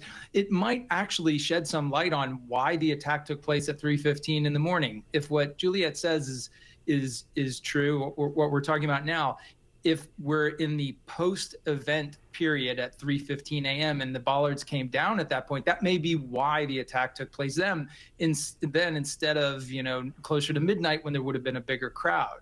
But that's all those sorts of things they'll be able to confirm after the fact, a lot of them with the help of video. As far as the bowl game tonight goes, I think what you're going to see, I believe the game will go forward. I have every expectation it will, especially now that they've said they have no indication of other people being involved or an ongoing threat. Now that could change as the day goes on. If they find that there's an ongoing conspiracy that they're worried about, maybe they have a different position with the game. But you're going to see I would expect the game goes forward, and you're going to see like the most intense security you've ever seen in New Orleans. Every hand will be on deck. Frozen zones will be probably extended around the Superdome, blocking off vehicle access with, dump trucks, salt trucks, whatever they use down there.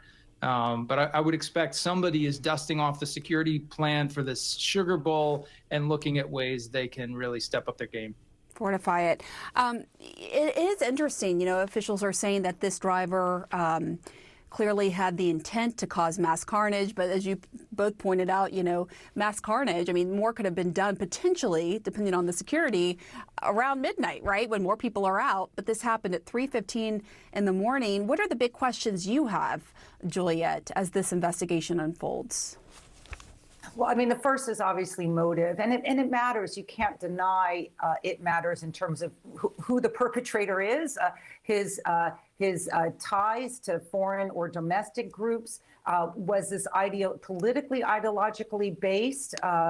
Which one interpreting the FBI statement might, it's reasonable to believe it was, and what was that political ideology? We just have to be honest here, because the consequences of who this individual is do change the dynamics in this country. We know that now, and we have to understand who this person is. I think second is how, the confidence level that there's no other threat. I'm with Andy on terms of you assess the risk, you increase and fortify for the event tonight.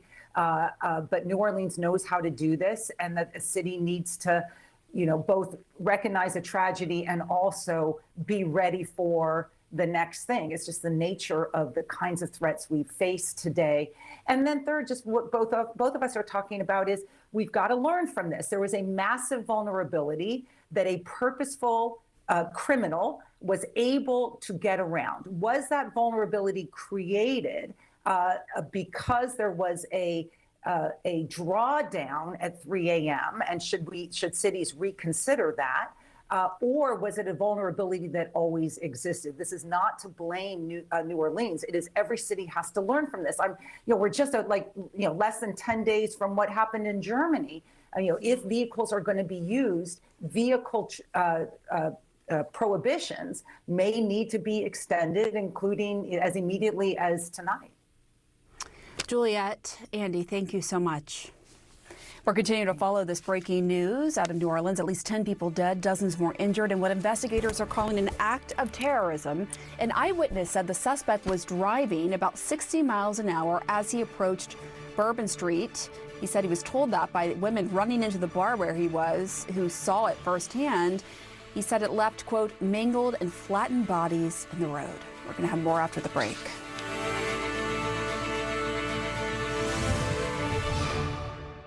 Back, we continue to follow the deadly attack in New Orleans. In just hours, the Sugar Bowl will be played less than a mile from this crime scene, with thousands of people attending that college football game at the Superdome. So security will be on alert. Let's get straight to CNN's Andy Scholes. Andy, we've got this new statement from the Sugar Bowl. What are they saying? Well, Pam, obviously, the Sugar Bowl, they'd say they're devastated by what's happened there in New Orleans overnight. Both schools, Notre Dame and Georgia, who are playing in the Sugar Bowl there tonight, have both also put out statements saying they are just horrified by the tragic events that took place. And the Georgia band also did put out a statement saying that all of their students and staff are safe. So we do know that in regards to the Georgia band, both teams and all the fans, of course, staying around the French Quarter. But the Sugar Bowl, they did put out a statement. Their CEO, Jeff Hundley, he said the Sugar Bowl committee, devastated by the terrible events from early this morning. Our thoughts and prayers are with the victims and their families. We are in ongoing discussions with authorities on the local, state, and federal levels, and will communicate further details as they become available. Now, the Superdome, it's about a mile away from where this incident occurred. And, Pam, we're going to have, thousands of fans. The Superdome holds 83,000 fans. They're all going to be walking up Canal Street, most of them to go to the game later on today. But the superintendent of New Orleans police said that they will be taking extra precautions. Here's what she had to say to fans. We want our community and our visitors to continue enjoying. There's so much to enjoy about New Orleans, and we are going to make sure that our routes in the Superdome are safe today for the game. And yet we had this tragic event, and we're sorry again to everyone in our community. But we do want you to go about the day, as we say, just stay away from Bourbon. Yeah, certainly going to be tough for all those fans there in New Orleans to kind of put this out of their mind and enjoy the day. But it was supposed to be a big day of football. 3 games on the slate, 3 college football playoff games.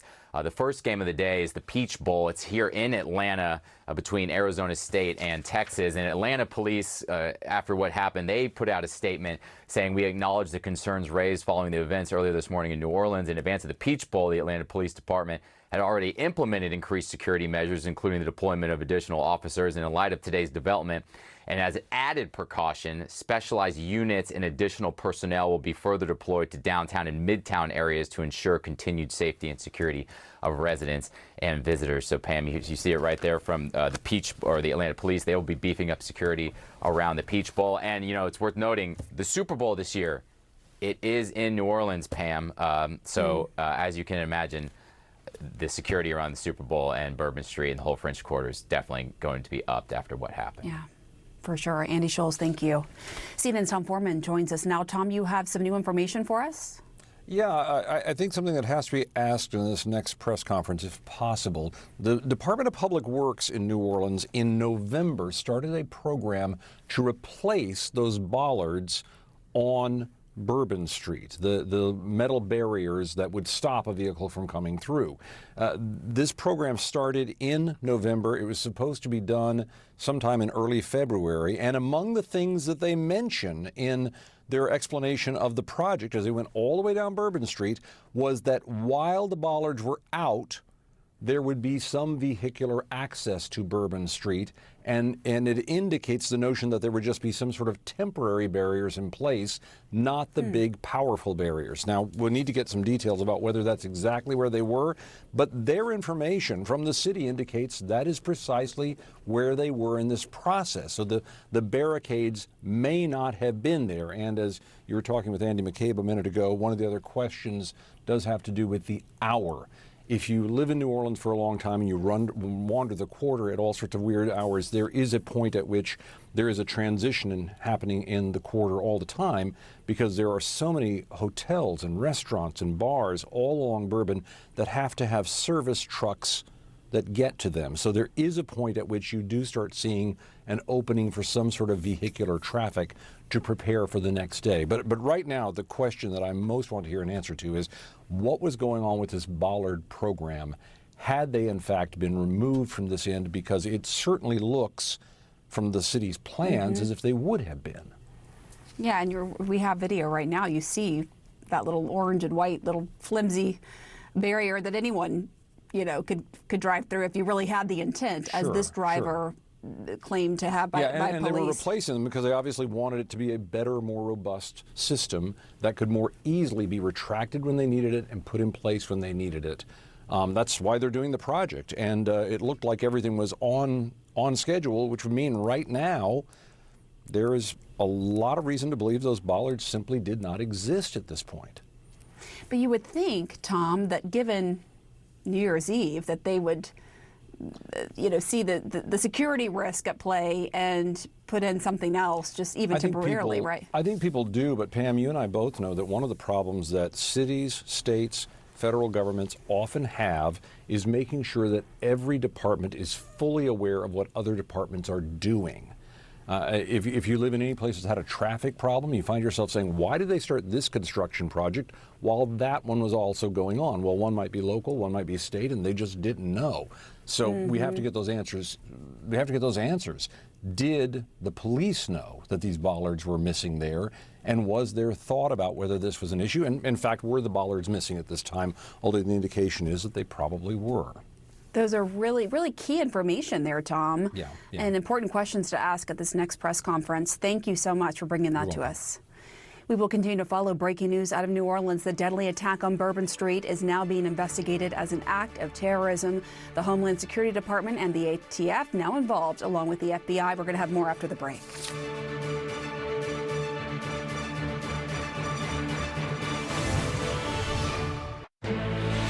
This is CNN Breaking News. Well, good morning to you. You are live in the CNN Newsroom. I'm Pamela Brown in Washington. Our breaking news coverage on the deadly attack in the New Orleans continues this hour. The FBI is investigating the deadly incident on Bourbon Street as an act of terrorism. Police say at least 10 people were killed and 35 others injured when a man drove a pickup truck into a crowd early this morning. And you can see in this video multiple officers running towards the scene as soon as they get the call. Right here. According to the New Orleans police chief, the driver was hell-bent on causing carnage. One witness said he was in a bar when people ran in, saying it looked like the driver was going 60 miles per hour on Bourbon Street. Just imagine that, a driver in a pickup truck weighing 4,000 to 6,000 pounds going 60 miles per hour in a crowded street, just running over people. The suspect has been confirmed dead. Investigators have been looking into these possible improvised explosive devices at the scene as well. And last hour, I spoke to Congressman Troy Carter, who represents the area, about what he's hearing from officials. There appear to be a lone actor at this point, yet we are being very cautious to make sure that we are exploring and investigating every point to make sure that the villain that has been taken down by police officers, that he was in fact alone in his actions and securing the area to make sure that any other bombs or information or threats have been detonated. You may have seen bombs that have gone off in other parts of the quarter. Those were detonated by law enforcement. CNN's Ryan Young and Paula Reed are following the story. Ryan, to you first. There's a big question about the security there, right? And I think we have some video showing the orange and white flimsy barriers that were there at the scene, that an eyewitness said that was all there was. And that anyone could drive over that. What more do we know about the security around this and what officials are looking into right now? Well, there's going to be a lot of conversation about that in the next coming hours. And we know with the Sugar Bowl being played, the Super Bowl is going to be played there later on this year. A lot has been put into getting this ready for people to be out there on that street. And of course, the description of people driving around that barricade and him being dead set on hitting people is just so troubling to hear. We have some video that we'll show you. We blurred some of the images because it's so difficult to look at, of some of the carnage that was left behind. And when you did that interview last hour, when you were talking to that witness, it was so hard to listen to him describe all the bodies that were left behind and people who were in obvious pain or who could not be helped. Take a listen to this eyewitness who just talked to one of our affiliates a short time ago about the description of the pain and the carnage that was left behind. I saw lots of fireworks, and then I laid down and I was watching them from my bed, and I heard maybe they were going off for quite some time. They didn't stop it at midnight, so I thought maybe it was like the final, whatever you call it, the grand finale. It was just loud, something really loud, and then I heard more fireworks. I don't know what it was, but apparently it wasn't fireworks. It was right outside our window. I don't know why. I guess I should expect it these days, but it's sad. Very sad. Yeah, you could understand the pain. One of the things that's happened here, especially when you're on social media, a lot of people are looking over their balconies and seeing what happened below, and they're taking video of what was been left behind. We do know they have found some IEDs, and they were doing some explosive charges on those. We also know investigators are looking into just where this truck came from. And of course, there's video circulating of officers surrounding a white truck out there. We have not confirmed all this video right now. We know that news conference is within the next hour. We're hoping to get more information then. But then you have the officers who were also shot. We know 2 of them are in stable condition right now at the hospital. Haven't got an update about whether or not they were able to return fire to the suspect. But so many questions so shortly after this. But a lot of people talking about they will never forget the images of what happened out there because it was so painful to watch and experience. Pamela. Yeah, I just keep thinking about that eyewitness I spoke to in the last hour. We're going to run that sound very soon because he unfortunately saw what happened just before in the aftermath. Paula, what more do we know about this suspect? Well, Pamela, law enforcement officials say they believe this suspect acted intentionally. Now, in addition to that one suspect who was killed at the scene, they're also looking at any other associates or anyone else who may have been involved in this. That's a standard step in any investigation of this kind. But we've learned that they're specifically looking into any possible connections the suspect may have had to the state of Texas. Now, we know from officials that they do have the license plate number for this vehicle, so that's going to be a key piece of evidence as they continue to pursue any additional leads. Now, the FBI is heading up this investigation, and they have noted that this is now being looked at as an act of terrorism. In a statement, they said, quote, "This morning, an individual drove a car into a crowd of people on Bourbon Street in New Orleans, killing a number of people and injuring dozens of others. The subject then engaged with local law enforcement and is now deceased. The FBI is the lead investigative agency, and we are working with our partners to investigate this as an act of terrorism."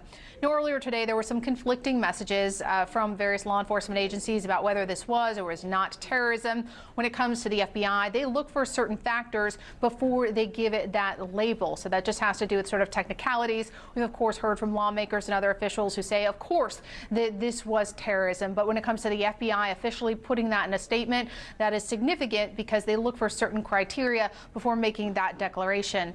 Now, Attorney General Merrick Garland has been briefed on this incident. In a statement, he said, quote, "My heart is broken for those who began their year by learning people they love were killed in this horrific attack. And my prayers are with the dozens who were injured, including the New Orleans Police Department officers who risked their lives to save others." Now, the FBI is sending resources to New Orleans, including evidence teams from Quantico, Virginia, which of course help them review some of the evidence they've gathered to maybe get more information about exactly what happened here. And what more do we know about these explosive devices found on the scene as well, Paula? Yeah, this is really interesting. So they are investigating possible improvised explosive devices. They're working to confirm if these were actually viable or not. This is also likely one of the factors that contributed to the FBI designating this as a terrorism investigation. So that's something we're definitely going to be looking at in the next briefing that they have to see if they have any additional information about that, because it really adds a whole nother dimension to this attack. All right. Thank you so much, Ryan Young, Paula Reed. Appreciate it. Let's bring in CNN Senior National Security Analyst Juliet Kayyem and former NYPD Lieutenant Darren Porcher. First to you, Juliet. I just want to go back to the timeline here. Look, most revelers were out in this area at midnight, right? Celebrating the new year. This event happened at 3:15 in the morning, and there were many, many casualties, 10 dead, more than 30 injured. The barriers, we keep showing this because I'm just struck by this, were appears to be those flimsy orange and white barriers, according to the eyewitness and according to video that we have. What do you make of all this?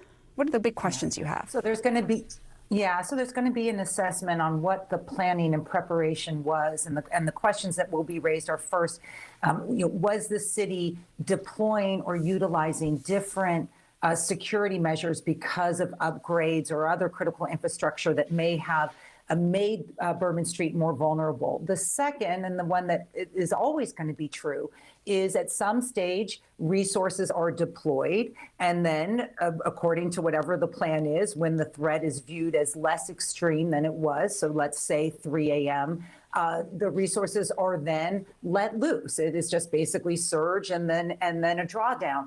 That is going to be particularly true in New Orleans, which is now looking to a large event tonight with the Sugar Bowl. So we have to just see what that planning is, and we're not doing this for blame. All these cities have to learn.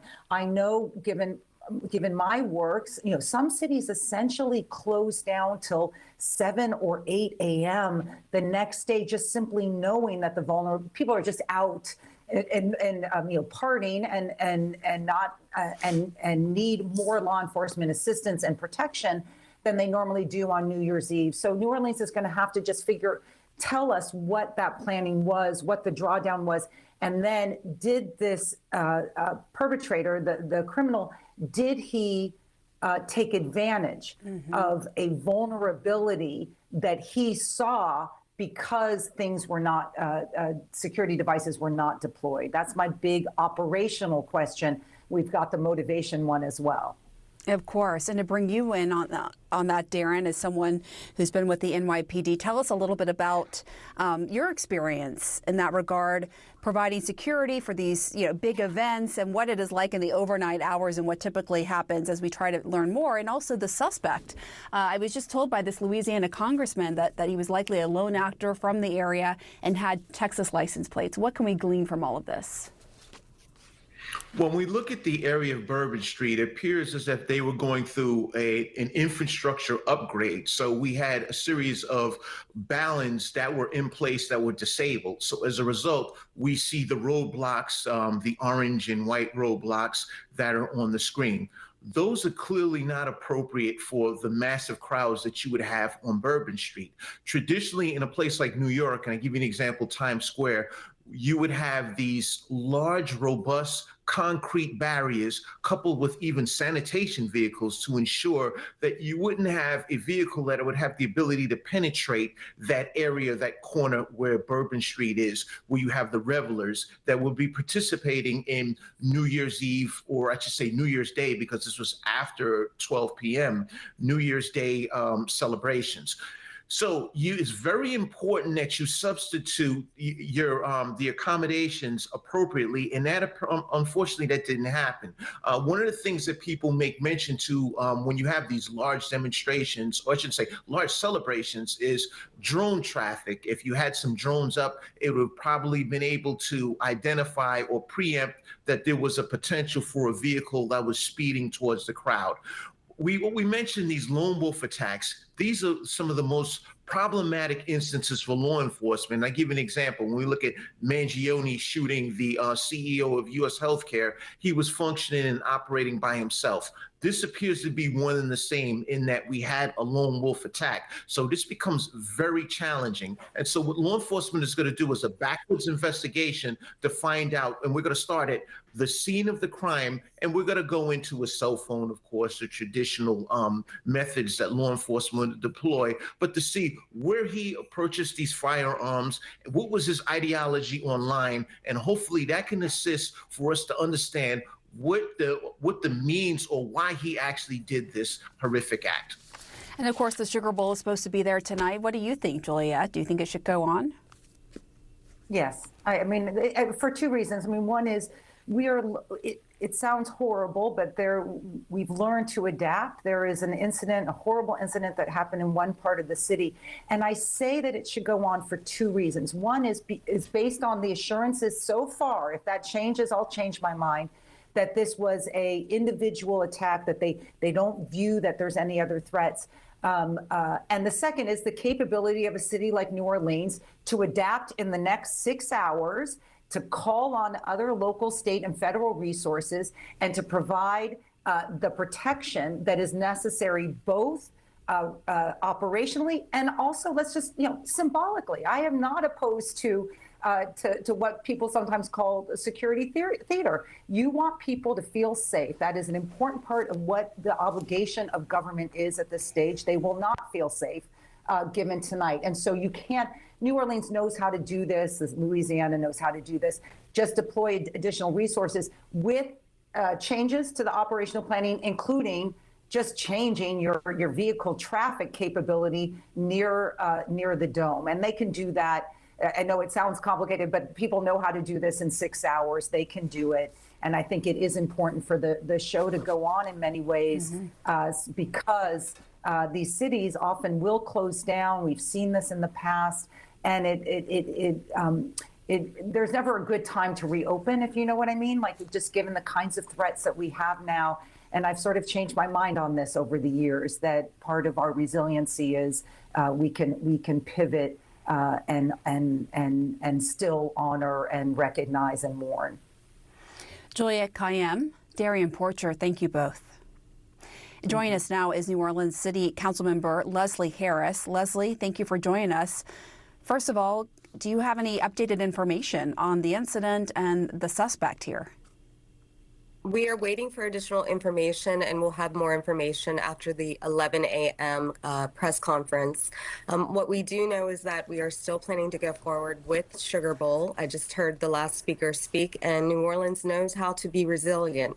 We know how to put on big events, and so we are still planning with additional law enforcement to go forward with Sugar Bowl tonight. I had a congressman on for this area, New Orleans, earlier in the show, who said the suspect was a local and appeared to be acting alone. What more can you tell us about that, and how long he lived in the city? Any other details? I don't have those details. I think Congressman Carter summed it up correctly, that it is someone who seems to have acted alone.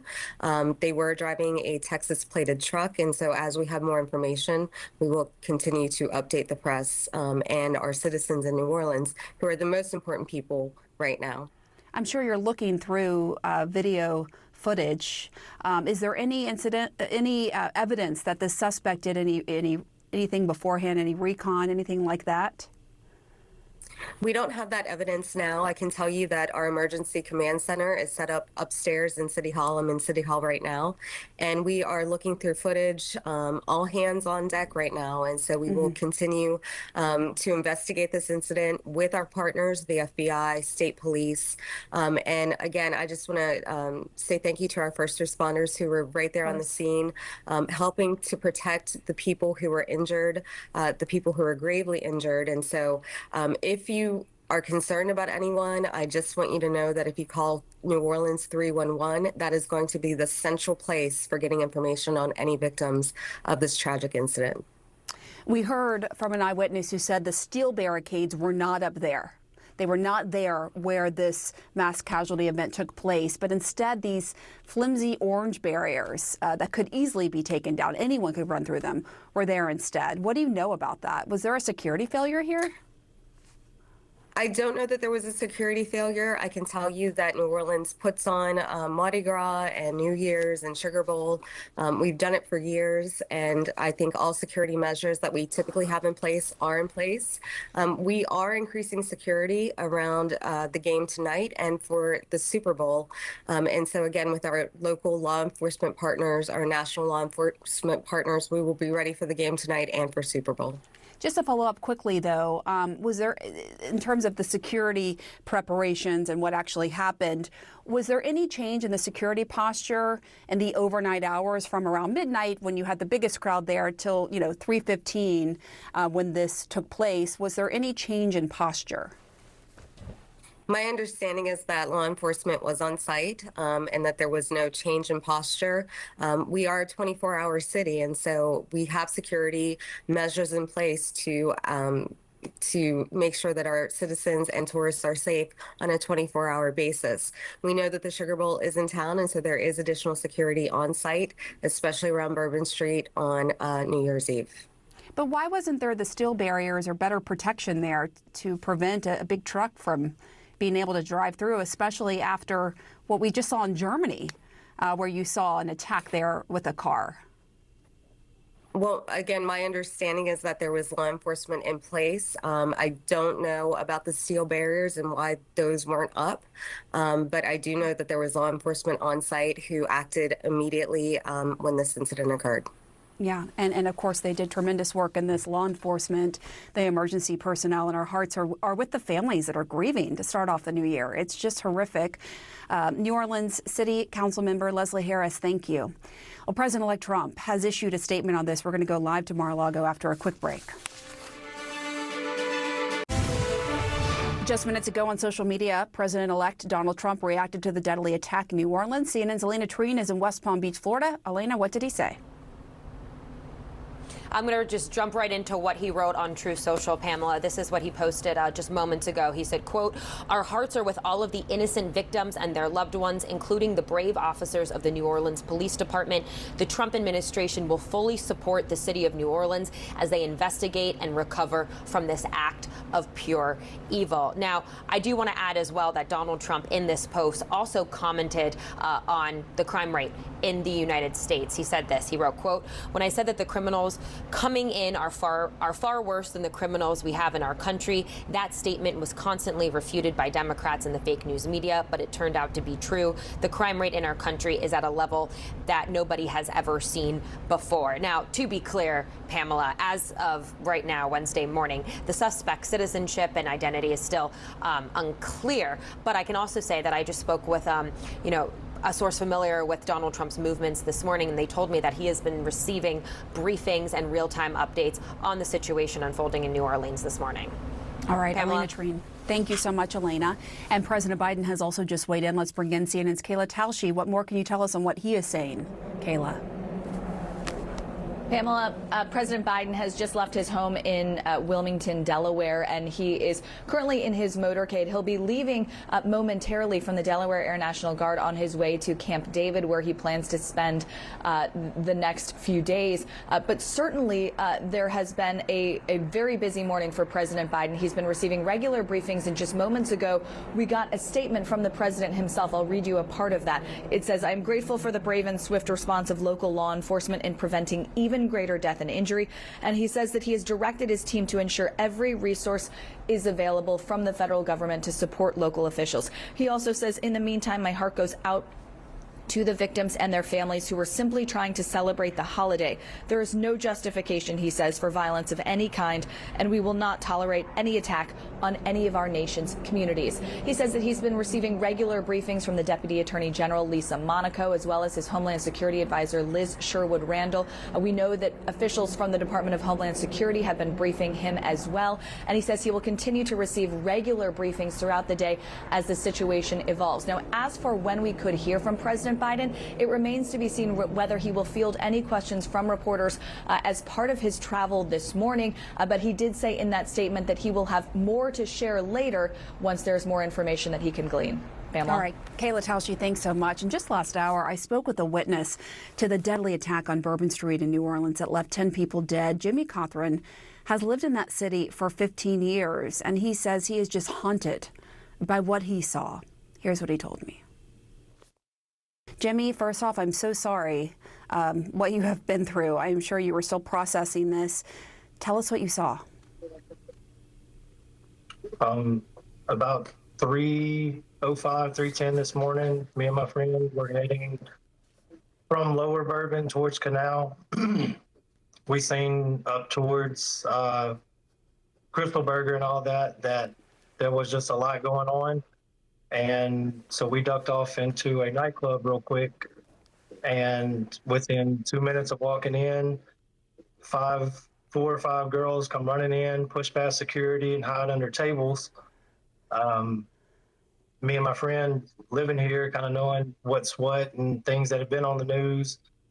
We didn't take any chances. We ran upstairs to the balcony area that we knew was there. And when we got up there, it wasn't anyone chasing anybody. It was just unimaginable casualty. I mean, just the disfigurement and the bodies strewn, something you can't unsee, you'll never forget. Directly at our feet was definitely a mother, twisted up, obviously deceased. We counted around 8 bodies very quickly, right in our area. One gentleman crushed, had tire tracks across his back. Once they rolled him over, he had tire tracks on his front. He was completely crushed. Another girl, young, small girl, was dancing when we were coming up the street, and she was just completely flat in the middle, dead center mid. Another woman just brutally run over, but still agonizing. I'm certified in CPR and first responder training, and they wouldn't let us help.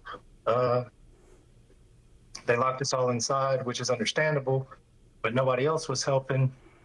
So that was even tougher. But just the fact that these people are somebody's people, and they're not going to be there this morning, it's rough. I'm just speechless. What you just described, I'm speechless. I am so sorry that you had to see that. And it sounds like some of the people you saw after this happened, you had seen before dancing, having fun, enjoying New Year's, and then you saw them. Yeah, like I said, I was the designated driver, so I seen everything I seen, I remembered, and we were just up and down. My friend had never experienced New Year's on Bourbon Street, even though he's lived here, and I thought that was kind of crazy. Do that, and this is the memory.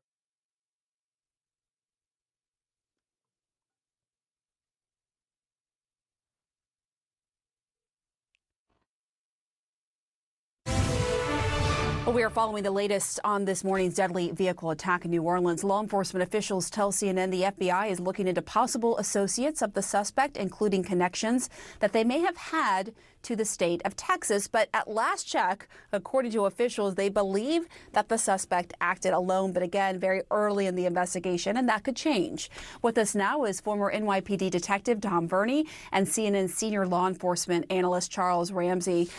Tom, from your experience as a former NYPD detective, what stands out to you right now? Good morning, and I'd say Happy New Year, but it's so far not turning out to be so happy, right?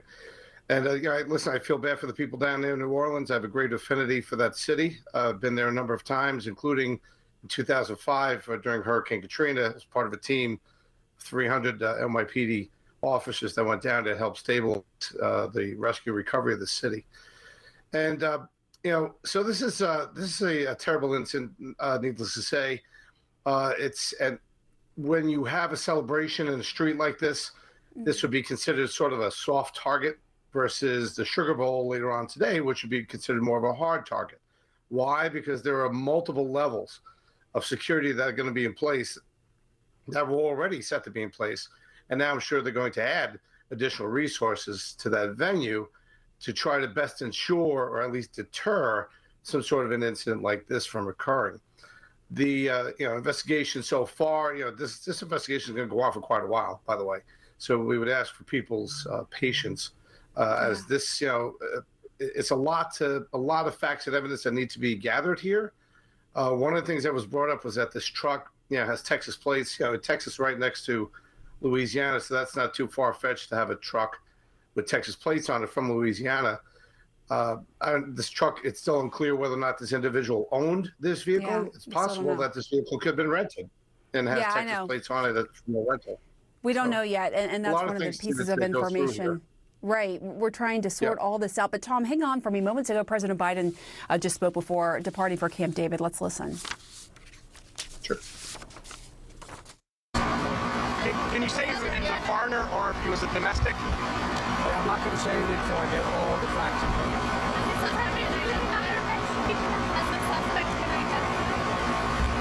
Again, I'm not going to comment until I speak to the group later. I've spoken to every member of the agency, from the CIA to our national security team to our FBI, EST, and I'm even getting Dad involved in it. Obviously, that was really bad audio. I was told in my ear that he said, I'm not going to say anything until we have all the facts. I don't know what else he said because we couldn't decipher it. But Tom, I want to go back to you and welcome Chief Ramsey. I'd love to get your thoughts as well. I want to talk about the security around this. You had said that this was considered a soft target. If it's considered a soft target, would you have expected more security around there? From what we know, there were just these flimsy barriers at the entrance there that anyone could just drive through. I believe we have some video of that. And an eyewitness said that that's all he saw as well, and he thought that that was peculiar. And of course, this was before this mass casualty event. Let's put up that video, guys, showing our audience what I'm talking about here so that they know. Go ahead, Tom. Yeah, so to use New York City as an example, last night for New Year's Eve, obviously every year there's a big celebration in Times Square. It would be almost impossible, I won't say completely impossible, but almost impossible to have driven a truck down any of those streets to get to Times Square to cause this sort of carnage and damage, because there are multiple layers of security apparatus put in place to prevent that from happening. And, with all the best laid plans in place, your attempt is to try to prevent or deter an incident like this from occurring by putting in place different things that will make it difficult for, whether it be a group of people or a lone wolf actor, to do something like this. Now, it's my understanding that there was some construction in the area that was being done, which can indicate why they have these bollards that were lowered into the street that would normally prevent a vehicle from entering that street. And they were lowered, I assume, for that reason. but it's still unclear. It's still unclear, and there was a program going on where there would be temporary barriers, and presumably that's what this was. Bollards, for our audience not knowing what they are, they're these tall steel barriers that a truck wouldn't be able to just drive through, and so it does raise all kinds of questions why that wasn't there. Unfortunately, I don't believe we've showed the video yet of what the actual barriers were that were there. So I want to go to you on this. You know, there is this question raised, Chief Ramsey, on the timing of this at 3 in the morning rather than at midnight when the crowd was really out. What do you make of that? And the suspect who was driving this truck with Texas license plates, we don't know if it was rented or not, and these explosive devices as well. Well, there are a couple things in terms of the time. It could be that the reason why it was 3 or 3:15 in the morning is because security was tighter earlier around midnight when the majority of people would have been on Bourbon Street celebrating the new year. And perhaps, and I heard Juliet mention this earlier, and I think she's absolutely right, there could have been somewhat of a drawdown of personnel. You know, most departments in this country are short-staffed. Some of the people who were there early this morning will be used tonight for the Sugar Bowl. They may have relieved a few people, but going back to this whole issue of the barriers, if there was construction going on and those bollards were not being utilized because they couldn't be utilized, then you have to take additional steps to make sure that you can keep that street secure, especially as long as you still have crowds of people in the street. And so having the dump trucks, even if you use police cars or use concrete barriers, whatever it is, you have to secure that particular street. Now, more information will come out, and certainly everybody's looking at that right now. But that is an issue. I mean, you can't get around it, and it's going to have to be answered. Right, and it is important to note to our viewers, we don't know if there was a dump truck or some other type of barrier there as well. So there's a lot of information we're hoping to find out from officials soon. They're going to have a press conference here in about 20 minutes. That's what we're expecting. I'm wondering what your perspective is, Tom, from the NYPD perspective, to what Charles Ramsey said about, you know, sometimes with these cities, they don't have the resources to keep the same amount of manpower in the overnight hours. Was that something you all ran into at NYPD? What do you make of that? Yeah, well, I mean, NYPD has got a series of problems going on right now there. But even with NYPD, prior to 9/11, we had upwards of 41,000 police officers, and now the manpower is down to around 30,000. So you've lost, 10 to 12,000 bodies, which makes it extremely difficult to police a city like New York with 8.5 to 12 million people there on any given day. So to sort of offset that, you have to use other methods of trying to either oversee or protect certain areas, critical areas like that. Like the chief had mentioned, using vehicles. So what would happen is in New York City, if you were going to have a secured area and you would need to open and close that street periodically, you potentially would use police vehicles to do that. You'd have them, operated by police officers, and they would either block off the street and then move the vehicle back when you need to get apparatus or personnel in there, and then reblock it off again as sort of a temporary measure if in the event that someone with a vehicle like this wanted to take a drive down the street and cause chaos. Right. So there are some ways you can try to put up temporary barriers to secure what would become critical locations, but there's really no, there's no place of having personnel to be able to, sort of fortify those areas. You need the people to do it. Yeah, you need the people to do it, but you have to wonder, look, there was this car attack in Germany just recently.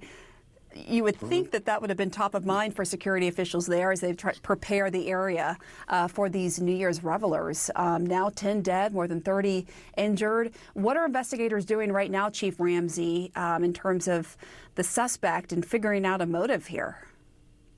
Well, I mean, the fact that the feds are now saying this was a terrorist event means that they've come across some information that makes them comfortable in saying that, because they wouldn't say that unless they had some information that we aren't privy to right now. But there are search warrants being served. You have a vehicle. You probably have at least one residence, maybe one in New Orleans, one in Texas somewhere. You've got social media. They're going to be seizing any kind of electronic devices, going through it. And even though he's dead, you still want to get all the information you possibly can, because, you know, from an intelligence standpoint, you need to know as much about this individual as possible. And you always have to keep in mind and make sure this was a lone wolf. This was a lone actor. Nobody else involved. You got the Sugar Bowl tonight. You got the Super Bowl coming up. And let me just say, the Sugar Bowl isn't the only big football game today. There are a lot of football games taking place. And I'm sure that any city that's hosting this right now is taking a look at their security and maybe pushing out the perimeter a little more to make it a little harder and cut traffic maybe a little further back than you normally would, just to make sure you don't have a copycat that would do something that hopefully doesn't happen.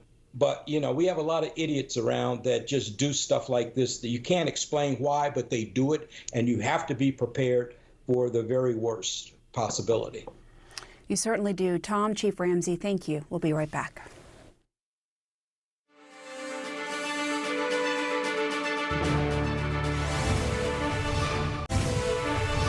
Welcome back. We continue to follow the deadly attack in New Orleans this morning. At least 10 people are dead after a suspect rammed his truck into a crowd on Bourbon Street. Joining us now is New Orleans City Council member Oliver Thomas. Thanks for joining us. I know information is fluid right now, but what are you learning about this attack and the attacker? What do we know now is that the perpetrator has been neutralized. The FBI has taken the lead on the investigation. Still in partnership with Chief Kirkpatrick, Colonel Hodge, with our state troopers, and they're doing their job not only to find out what happened with this incident, but if we're still under threat. I think they're combing the area to see if there are any other devices. We've had some secondary potential dangerous devices have been found. Of course, we've heard about the long gun and the silencer and some of the stuff that was on hand when they investigated the truck that the perpetrator was in. But it's an ongoing investigation, and we just want to work with all of our partners to make sure that we come to the very best conclusion. But while we're in prayer and praying for the victims, I think 10 confirmed dead, several people injured, and I've spent the last 3.5 hours in the emergency room with victims, with our law enforcement officers there who seem to be in stable condition, as well as a few of their family members. So you talked about secondary devices. What more can you tell us about that? Well, I don't want to get ahead of the investigation. I think it's best that we hear from our federal partners and our chief when they talk about the ongoing investigation. But what we do know is that there are some reports about potentially some other potential threats that were located even after the perpetrator was killed. Do you know where they were located exactly? In the vicinity, in the area. I don't want to say specifically because I wasn't there, but there's still some concern until they finish combing the area, just to make sure that if the threat hasn't just been neutralized by the death of the perpetrator, but that there aren't any other harmful devices still out there. Of course, that is very important. What more do we know about the suspect? Because I interviewed a member of Congress earlier who said the suspect was a local, was driving this truck with Texas license plates, but at this hour, no one has confirmed whether the truck belonged to the attacker or not, whether it was a rental. What more can you tell us about that? I mean, I think that's all that we know right now. But what we do know, I mean, we have an example from the Luigi Mangione case where we know now that our federal authorities knew who he was and where he was from and his relationships long before we found out publicly. So we're going to let them do their job, do as much investigating as possible so that they can find out as much information as possible. And I'm sure they'll share that with us and we'll find out at the appropriate time. What can you tell us about the security posture? Did it shift overnight? Was it higher at around midnight when there were more revelers out than, 3:15 when this happened? Yeah, I mean, as much as I respect Chief Ramsey and NOPD and what they do, Let's not forget that New Orleans Police Department, our men and women officers here are some of the best trained in the world when you talk about crowd events, Mardi Gras, Jazz Fest, NCA events, French Quarter Festival, which had almost 900,000 people in the last couple of years. So we're no stranger to policing major events. But this is something that, I mean, there were 300 officers in proximity to where this madman, this evil person, perpetrated this violent incident. So how do you police that? How do you stop that? You know, but there's always a lesson to learn. What more can we do and can we do? I mean, look, you're talking about an iconic, legendary street, Bourbon Street, in an international city. I mean, you know, we punch above our weight every year with millions of visitors that rival any large city in the world. So we're not a stranger to how we deal with our crowds, but the world is different today. Evil is different today, and we're going to have to reassess as a city, as a state, and as a country, how do we begin to deal with the environment that we're in today? I want to just ask you, do you know anything about the barriers? We had an eyewitness who said that they were just flimsy orange barriers. We have some video. We don't know if these were the actual barriers that were there at the time, although it looks like it's kind of broken there. So we don't know that this was what was used. We don't know if there was a dump truck or some other truck there to create a barrier. But what can you tell us about that in response to what this eyewitness told us? Well, what I do know is we have barriers, and how those barriers will be used, especially post this incident. The FBI, our chief, our state troopers, and our combination of law enforcement officials here will determine that. I don't want to get ahead of. Let me just ask you. I understand. Let me just to clarify a little bit my question. There was a program apparently kicked off in November to help fortify and create new barriers, and in it said that there would be some temporary barriers. Was that at play here? Maybe those temporary barriers were being used as part of this program? I've heard a lot of different reports that there was some construction in the area. Some barriers were down, that there were temporary barriers other places. I don't want to speculate there. Okay. I think the FBI, Police Chief Kirkpatrick, and SOD, Special Operations, they're going to do their due diligence, and we're going to find out about what happened with that, as well as how do we begin to use barriers? How do we begin to enforce safety? And what's the perimeter going to be like, not just for what happened here, but for Super Bowl, Sugar Bowl, Mardi Gras, and other events. So there'll be lessons learned here.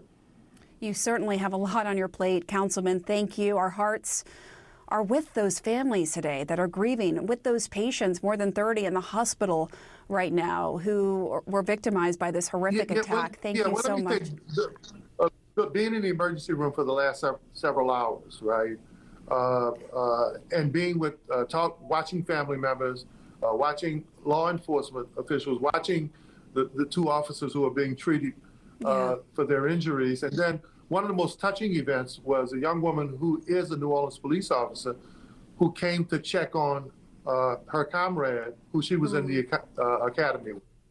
And he was one of the young men. I know his family. We grew up in the same area. Just to see the tears in her eyes and her concern for him, as well as the other victims, that kind of brings to light just how tragic and how hurtful and how harmful this event was. The sense of humanity and the tragedy. Councilman, thank you. And thank you for joining us. I'm Pamela Brown. We're awaiting this news conference in New Orleans. Stay with CNN. I'll see you tomorrow.